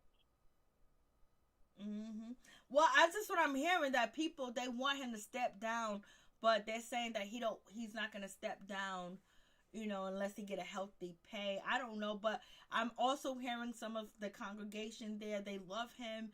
He is, he's everything to the congregation. He does this, he does that. He's a counselor, he's a father, he's a husband, he's a midnight caller. He's everything over there at that church. He can heal all your wounds, especially if you're a woman and your wound is, so let me stop. You silly. I was thinking that, but you said it. Let me stop. You being bad, man. I know. At the end of the videos, that's when I go off the most. But who do you think Katie Ross slept with? I just have seen Katie's name. Who do you think Katie slept with? I had two people in mind. My first mind is Sharice, and my second mind is Robin. Robin kind of give me lesbian vibes. She do look like a stone cold man sometimes. I don't know who Katie slept with. I don't know. Unless you make a name up, because you know Katie's bipolar. Yeah, so yeah. That's another thing. And what did Monique say? Monique said that Chris called Candice bipolar and, crazy. Robert, what'd you say? You can't be no gangster and a pimp. You can't be no gangster and a crybaby at the same time. You gotta pick one of them. You can't play both of them. And I was so glad Monique was paying her dust. Yep. All right. Thank you, Felicia Butler. Mississippi's in the house. Thank you so much, sweetheart. You're welcome. God bless. God bless you today. Mississippi's in the house. Thank you so much, sweetheart. You're welcome. God bless. Hey, what's up? So who do you think Katie Ross saying that she slept with? Who do you think it is? Probably Robin. You gotta tell me down in the background. I did. Probably Robin. Or Ashley, because Ashley. I think I wouldn't be surprised if it was Ashley. Ashley said it wasn't her, but Ashley hid the fact that she was, that she cheated on Michael for so long. Instead of admitting that at the beginning. In the earlier seasons. So I wouldn't be surprised if she, had one night with Katie and got embarrassed to admit it. Everybody thinks a lot of people think it's Robin. You know what? Tell you the truth, I don't even think Ashley cheated on Michael. I think she's just lying to make it so it won't look so bad for Michael to be out here and doing what he's doing. That, I was wild. I was doing this. I believe they may have, went out and got another third person involved. But I don't think she cheated on him. I think she's just saying that so he don't look so bad, and she's taking that heat because at the end of the day, she's going to stand up for her husband, and that's just going to be it. Yeah, because of that money. Yep. And because he saved her, because if you go back to her childhood, her grandparents and everything, they taught her a lot or whatever, but she was really distraught about her mother leaving her, for weekends, years, days on time, and chasing after a man, and basically being, not having the things that she wants and she desires. And then you got homeboy, he comes through with all the money. You can get the car, you can get the house, you can get everything you want. I'll take you on shopping sprees, I'll do this, I'll do that for you. And then he married her. That was even much, but at the same time, she has to put up with what he's giving her, because when you have someone that is that rich, and you know they think they're better than you for number one, and then he thinks he's saving you. You're his trophy's wife. You're young. You're beautiful, and everything was all about him. And they was just partying, drinking, having fun, doing all types of stuff. She probably tried everything under the sun to please Michael, to keep Michael, because you know the wealth and maybe some of the knowledge that she believes that he has. You know, it is what it is with that situation. Yeah, in her mind, for now, it's cheaper to keep him because without him, she probably can't get that money right away. You know, so she gonna have to depend on that Potomac check. Yep. Like Hai said, yes, he paid her mama rent for a long time. She was taking money to account. Ashley was living, you know, she got a condo, you know, she had a little apartment, she got a car, she had so much that she probably wouldn't have, and she got a chance to run her own business. And now she's probably banking her money and saving it. And she's also, if, you know, she's going to get money from him, and, you know, it is what it is. You know, I think the big thing is she's really trying to defend that he is straight. A lot of people don't believe he's straight, and if he's not straight, I think she just needs to say something, because he's at a certain age where you can tell Michael don't give a damn. He's gonna do whatever, because he wowed out at Robin's engagement party. Like dude, come on, yeah, dude. He's too old for that. He a hot mess. He a hot mess. He's been like that for years, probably. Been like that since he was a young man. Yeah, he's a hot mess. Cause it also, he ain't never went to no therapy. Nope, he's going to therapy now with Ashley. They're only going to therapy for the TV show because they both don't realize, you know, they don't really think nothing's wrong. Yeah, I found out some news on the internet, but go ahead. What news did you find out? Like about they're gonna vote tomorrow. Congress or the Democrats and the Republicans gonna vote to try to pass this new relief bill tomorrow. They put the COVID relief package together. Mm-hmm. It's supposed to be like they was been talking about the $900+ billion relief package. I'm gonna just list some things that's supposed to be in the package. I'm gonna read some things right quick. They said it's going to be everybody, or, you know, not everybody, but people who qualify for stimulus checks is going to have to make, you know, less than like $75,000 or less, like the first check. But instead of $1,200, they're going to give people $600 per person based on income. They're going to extend the weekly federal unemployment insurance. Instead of making it $600, it's going to be $300. And then they're going to have $284 billion in loans for struggling business and vaccine to be distributed. They're going to do $82 billion in funding for colleges and schools and $25 billion in rental assistance and eviction extension. And then they're supposed to be paying sick leave too. That's all I think I see so far. But I think that's all I see. And then the nutritional assistance program, I think is going to be $13 billion and increased benefits for that. And $20 billion to small businesses and $15 billion to live event venues. And small business paycheck protection program, they're going to have an extension on that. So that's all I see. All right. The main part they're going to vote on. That sounds good. I hope we get our money. And also, don't forget, it's the 12th to 21st, 2020, allegedly. You know, the rumors are out about, you know, what's going on, that we're supposed to get superpowers, like melanated people are going to get an awakening, an eye-opener, and be able to be powerful and be very successful. So don't, if pray to God, put on your gospel music and think about the things that you want and desire to happen in your life. If put on your old school music, think about what you want and desire for your life. If you got a candle, light a candle, dance, take a bath, just relax and think about the things that you want. Meditate, because there's supposed to be an awakening for melanated people, for black people, for people of color, for people that have skin, black skin, brown skin, light skin, brown, whatever. So, if you got candles, you got some sage, you got some ammonia, you got some bleach, clean the house, vacuum it. You know what I mean? They said we're supposed to have a miracle. We're supposed to have a reparation from Mother Nature and the earth and God. So I hope so.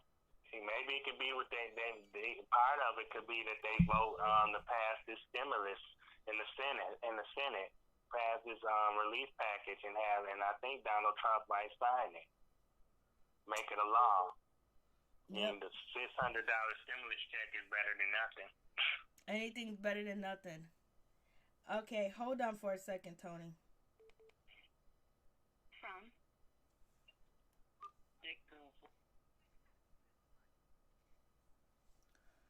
Please tell me your name and where you're calling from. It's Thick Girl 40, Maryjane. Hey, what's up, Thick Girl 40? What's going on with you? How you doing? How you feeling? I'm good, and you? And I'm everybody hanging. else? Good to see you and good to hear from you. So what's your thoughts? I really want to first talk about why would Bravo try to make what Jamal said about Chris seem true by adding those extra previews of him being mad? Like, really? That's what y'all gonna do? Yep, because they're trying to protect the golden goose. I don't know why. If he really liked her, he would get her neck fixed so it won't fall down again. If he really liked her. You already know. When Andy has a favorite, he tries to protect that person. Child, he can't protect her. She a walking disaster on her own. You already know. And Candice, how you gonna be gangster and a crybaby at the same time? Lord, you went there. That doesn't even make sense. Monique settled calls from you, trying to ignore you. You kept throwing jabs, but you so traumatized. If you traumatized, why you ain't sitting in the corner somewhere or need your mirror or something? But you just so gangster. Come on. You can come for Ashley, but you traumatized. You can come for Karen, but you traumatized. She's the only person I know that has a different definition of traumatization than anybody in the world. Because I'm going to shut up if I'm scared. I don't want no parts of that. I'm not going to agitate. I'm not going to call your book a thirst book. I'm not going to, say that, oh, your husband called you a cockambine. I'm not going to say none of that. And if Monique would have jumped up across that damn thing, she'd have been wrong. Stop playing with people. I know. Your husband keeps trying to tell you, girl, shut up, please, shut up. He does. He will not listen. He does all the time. Like, he has to disrespect her to the level of trying to get her to shut up, and it still doesn't work. Like, girl, you are your own worst enemy at this point. Yep. Because if you watch her live Instagram, he be like, yo, don't do that. That's not godly. You can't wish that on people. You can't say that on people. He's always trying to, and she was like, I'm going to do blah, blah, blah, blah. He tries to, but she has to be able to say that stuff where people are not in sight, because if they are in sight, they might, be on GP time on her. So she got to realize you can say whatever you want to say. It's a free country. It's a free, you can say what you want to say, but don't be surprised of a person's reaction. Yeah, because she could try that in D.C. if she wants to. She could try these in these real D.C. streets. I don't know. I'm in D.C. I don't know no chick that's going to not pop her in the face. Oh, so yeah, she D.C. better keep that at the Potomac, because if you bring that to real D.C. street, she's going to get herself hurt. And she's going to end up divorced, because Chris ain't going to keep taking her mouth. No, he can't. She is mad disrespectful to that man. She disrespects him a lot. And she all the time. And she belittles him too. And he actually is a good dude. Right. I'm with you. He actually is a good dude. I seen her, and then he just gives up and he just walks away. He be trying to help her because, you know, when you're in a relationship and you're with an older person, you know, you want to learn from them. You want they teach you. They try to show you things. They have experience. He has a lot more experience than her because they have different backgrounds. He's been around, blah blah blah. He be trying to talk. She don't want to hear a damn thing. And you see, the mama don't be getting on him because she actually knows that he's really out here protecting her, and he will go. He will fight to the end for her, to the end. But her end gonna come real sooner than she think if she keep it up. Ain't no man gonna keep on letting you talk to him like that. I don't know no man that's gonna let you do that. No. You don't even talk to your mama like that. The hell? Maybe you need to hit her upside the head with a purse. I don't know. But she ridiculous. Yeah, it's just... And Robin, how you gonna talk about somebody's house when you live in the size 7 shoebox? Oh really? my God, Totally? I know. And they got colors on the house. Each other. They got colors on that house, Lord. and you making your hats in the kitchen, so I know you ain't got no real space. Stop it. That's a shame. Somebody said Juan calling her all the time when she not home. That's because he wanted to come get them bad ass kids. He's like, he wanted to come get them bad kids. The heck? Juan and Michael on a vacation, having their one-on-one bachelor party with no cameras. I think Ashley know where they at. Robin is just the only person that don't know. Just like she don't know they together. Ashley know. Ashley know everything Michael does. It's just that she hates when the public finds out. Right, and she gotta keep a track of that, how much money he paying on people too, so you know she knows. Yeah, you know she's watching his account. She knows every password, every number. She done broke into every suitcase. She's still black. So right. She's into every lock, every combination, and she's a smart woman too. And her mother is a hustler too, so she knows what to do. She knows what's up. Yes, even if he sleeps, she gonna grab that finger out. She gonna get that information. Yep. She probably already got his fingerprints, his eye color already saved. That's what I'm about to say. She probably put some tape on it and took the fingerprint and put it on the phone. Did you see Wendy tonight on Watch What Happens Live? Yes, I did. If she could be that sensible, I wouldn't mind giving her a second chance. I ain't gonna lie, she was likable on Watch What Happens Live. She was likable. If she only would have listened to the fans before the reunion, she'd have been good. If she'd have did this during the reunion, would nobody have a problem with her? You don't even know half of the things that's going on. Why you keep talking? Yep, facts. You said Monique said everything that happened in that fight. Andy said it didn't. The goddamn the previews had a binder. The production had a binder of receipts. His damn self. Because everything Monique said, when he said she was lying, they pulled up a clip. They pulled up a receipt. How you going to dispute goddamn footage? That's crazy. Yep. We seen the cut glass in her hand.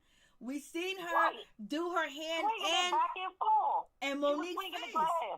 And they all said no, but we could see it. Like, come on. Right. Shay Tay. That irritated me so bad. I'm like, Andy, seriously? I know you're not nobody's friend, but god damn. What did Monique do to you for you to be trying to do all this? Then go tell her you're not crying, why you're not upset, nigga, because it was a year ago. I'm over it. She's the one that's faking. I'm not. Why should I be crying over somebody that I don't care about anymore? That's crazy. What are we doing? I know. I had to go back and keep saying no because they showed it. I had to go back and say, come on. I was like, all right, I know what I've seen. So I had to go back and look. And it was there. I was like, why are they saying that? Even the production staff pulled up the receipts. Everything he said that she didn't do, they pulled it up in real time. Here is while we were watching it. When the glass, this is the glass in Candice's hand.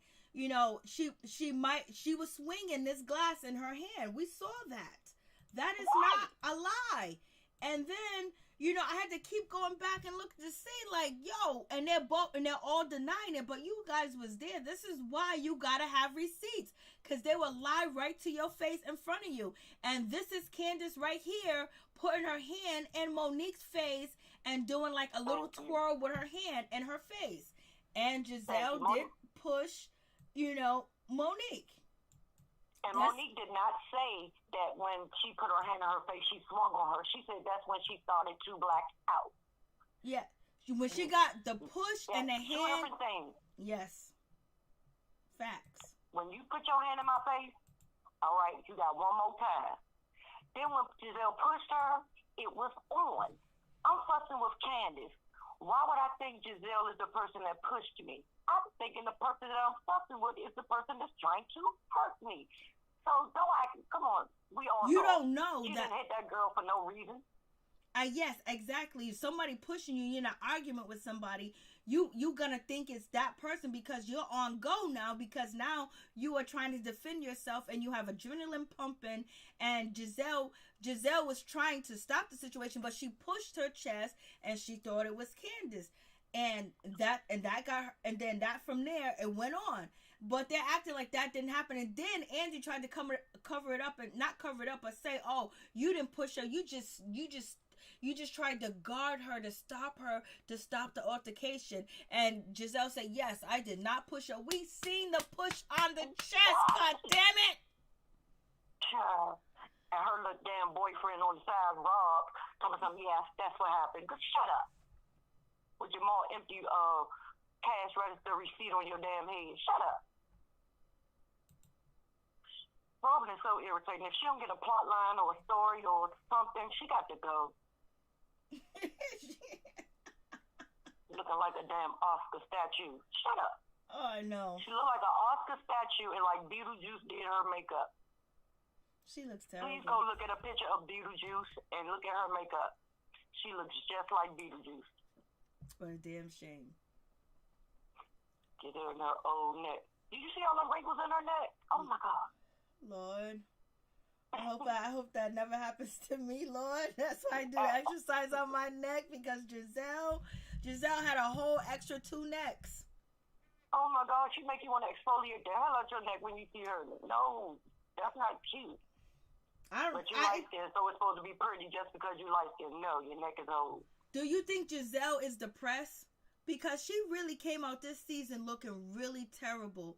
And so many different scenes, like she just put on.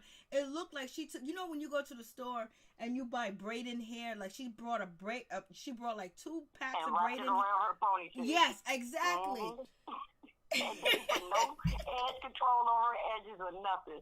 Just wrapped it, put a headband on, and kept it moving. And it didn't even match at all. Like, what the hell did you get that hair from? That was not about Black People Beauty Supply Store. We don't carry that blonde that was on that ponytail. All right, thank you, Thick Girl 47. I appreciate your call, and thank you so much. And we really got a strong, powerful woman on the phone. Thank you. Thank you, babe. Y'all be safe. Stay as healthy as you can. Blessed and highly favored. Amen. Same to you and your family. Thank you, babe. Bye-bye. Thick Girl 47 is really a leader, let me tell you. I'm here. Okay, so what else are we talking about? What else you want to talk about with this show? I was gonna say Candice remind me of Cardi B. You know how Cardi B used to respond to people when they would talk crap about her and stuff like that? Mm-hmm. How she would respond to people. It's like a lot of people looked at Cardi B like, why are you a celebrity? Why are you responding to these fans and stuff like that, wishing bad things on people? That's what Candice remind me of. And you see how Cardi B, she didn't even work on her second album. She came out with another album. Her first album was so good, but she hasn't been able to come out with another album because she got court cases on her. She got all this drama that she got to deal with. And then with her gangbanger friend that got out of jail and then went back in, it's like Cardi B done created so much drama and so much mess in her life that she done got in that entertainment industry. And I feel like Candice is acting like Cardi B used to act, you know, responding to people, going off on people, wishing bad on people on Twitter, and I'm just like, and Cardi B ain't even black. But Candice acting like her, I'm like, she might end up like Cardi B and end up losing, you know, she might lose her husband if it keeps going on, and she might lose, like I was saying before, she might lose opportunity. Just like Cardi B. And then Giselle, I don't think Giselle is a bad person. I just think she makes herself look bad with her actions and her behavior. And Robin, Robin just makes herself look weak with no personality and a follower. Because she hasn't come into her own. So far, Karen is the queen of the show. Wendy is Wendy is the newcomer who's calming down a little bit, you know, who's toned it down because she done ran out of things to do as far as her mouth goes. You know, she done ran her mouth too much to the point where she ain't got nothing to say no more. You know, Ashley is the player, with the poker face. You know, and Karen, like I said, is the queen, and Monique is the MVP of this season in the episode, or in the reunion, because they talked about her the whole season. And Karen backed her up. So, right, facts. So that's all I mainly have to say. All right, tell everybody about your channel, where they can find you at. Well, my name is Norris Tony. I just did a video like maybe about 4 days ago. And my last 2 videos, one is a 9-minute video, the other one is an 18-minute video. So I'm gonna do another video again during the week. But I just typed my name in the chat, and I hope you guys go over there and check out my videos that I'm promoting my cousin's book. Amen. Thank you so much, Tony, for being a good sport, and thank you for chilling with us tonight. Yeah, you're welcome. You deserve all the praise and all the support that you get. You do. Thank you so much. Much love to you. God bless you and your family. Yep, you too. I wish to say, and my uncle got tested for the COVID and came back negative. Amen. Thank you. And he's 57. Thank God. That's wonderful to hear. That's good news. But don't forget, we're supposed to get our blessing. Today is the 21st. Supposed to get some superpowers, some blessing. Things supposed to change. Think about it. Talk about it in your mind. What you want to happen, what you want to come forth, what you want in your life, and everything else. Yeah, man, I like the video. Thank you so much, Tony. I appreciate you. Yeah, but you too. You a godsend. Thank you. You are too as well. Thank you so much, Tony. Yeah, you're welcome. You're the only one I would do this for, so. Oh, you're so sweet. One love. Support me out of all the people I support. Michigan's in the house. Michigan's in the house. Michigan's in the house, baby. Thank you, Tony. Yeah, you're welcome. Have a good night and hope to talk to you again soon. Amen. Have a good week. God is good. See you later. You too. Bye. Bye-bye. And also, don't forget to check out Norris Tony's YouTube channel. Also, Thick Girl 40. She got some videos. Check her out. She's a strong, powerful woman. And she can be very encouraging, too. Happy Days is always powerful. And Ralph, Ralph is here with the good info all the time. And please check out Ralph. Ralph has a YouTube channel. He is in the chat. Check him out. Show him some love. Go over there and subscribe. And I'm trying to think who else has a channel that's in the chat. I think that's it that I can remember. So please like, comment, subscribe, share the video. It'll be greatly appreciated from the bottom of my heart. Don't forget to check out Ralph's YouTube channel. Show him some love. He's in the comments. Show him some love. Please show Norris Tony some love too as well. And Thick Girl 47, show us some love too as well. Thank you guys for writing. Thank you guys for chatting. Thank you guys for coming through. Thank you. Candice acting traumatized. Yes, she's making rude comments under her breath every time Monique says something. She's fine. Just embarrassed. It happened, girl. I would know, but I don't know. It happened. Chelsea B is too funny. Candice is Giselle mouthpiece. She started, tried, and back away, and then choose a side, and Giselle don't like Monique, so since she couldn't use the rumors to get rid of Monique, she's using this fight. And that's what a lot of people are saying. Everybody got dirt on their hands. Ain't nobody innocent at all. And good night, Cassandra. Thank you for coming through, and I'm glad that you are at work and you doing your thing. Be safe. Be careful, and thank you, Cassandra. I appreciate you all day, every day. You might have already clicked off, but I'm just going through. Always good. Thank you. I know, Esco, you always good. Thank you guys so much for coming through. I appreciate you. Felicia Butler, Happy Days, Norris, Tony, Thick Girl 40, Ralph, Cassandra, Felicia, Happy Days, Hi, and Felicia, and HS, Chelsea B, who else? Reddy M, LSW, always much love. I think Mo is in the building. Much love to Mo S. LSW, thank you so much. I appreciate you. Parker, I appreciate you. I appreciate all you guys coming through. If I don't, giving and receiving love, thank you for coming through. Major, much love to you always. Thank you so much. I appreciate you. I appreciate y'all. Ebony, Murray, thank you. Chelsea, who else? I probably forgot some names, but I did call out some names earlier. But thank you guys so much for coming. And, Noble, thank you too as well. Hi, thank you. And who else? I'm trying to get to your names, baby. Can't see for shit.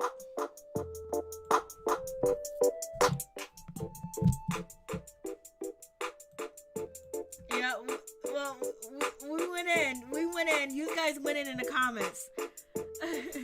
Tell Wendy to go riding. Oh, I'm not even gonna see. You almost got me. I almost said it. Cause you were talking about when Wendy said that everybody loves her in the market now. They offer her goat. Lord. Novo Life, Thick Girl 40, Felicia. Who else am I missing? Felicia Butler. Thank you guys for coming through. I appreciate you guys for commenting. I appreciate the moderators for their support and always making sure everything is always good and positive in the chat and always chiming in and coming through and supporting. I appreciate y'all. You know I don't take you for granted at all. And I'm just going to make sure I don't forget anybody. Because I don't want nobody to take it personal. Parker, I already said you. M, Red Lock. Who else? HS. Hi. Anita, hi. Who else? Let me see. I said Cassandra.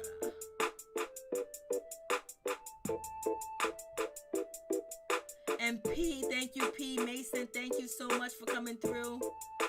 Major, always a pleasure.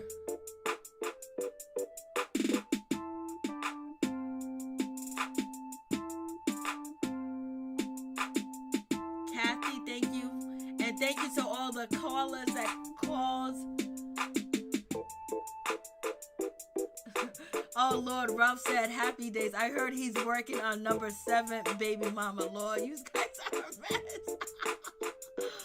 Oh, Kathy. Who else? I think that's it. And I said P. Anybody else? I'm sorry I didn't do it on purpose, but make sure you guys focus on what you want to happen. Try to create a nice environment. Sunbathe, go on the sun. If you can see some sun, ain't nothing out here but snow. But much love and power to all my peeps and my people. Thank everybody for calling in. I do appreciate it. And I do appreciate you guys spending your time with me, because you could be anywhere else, but you came here.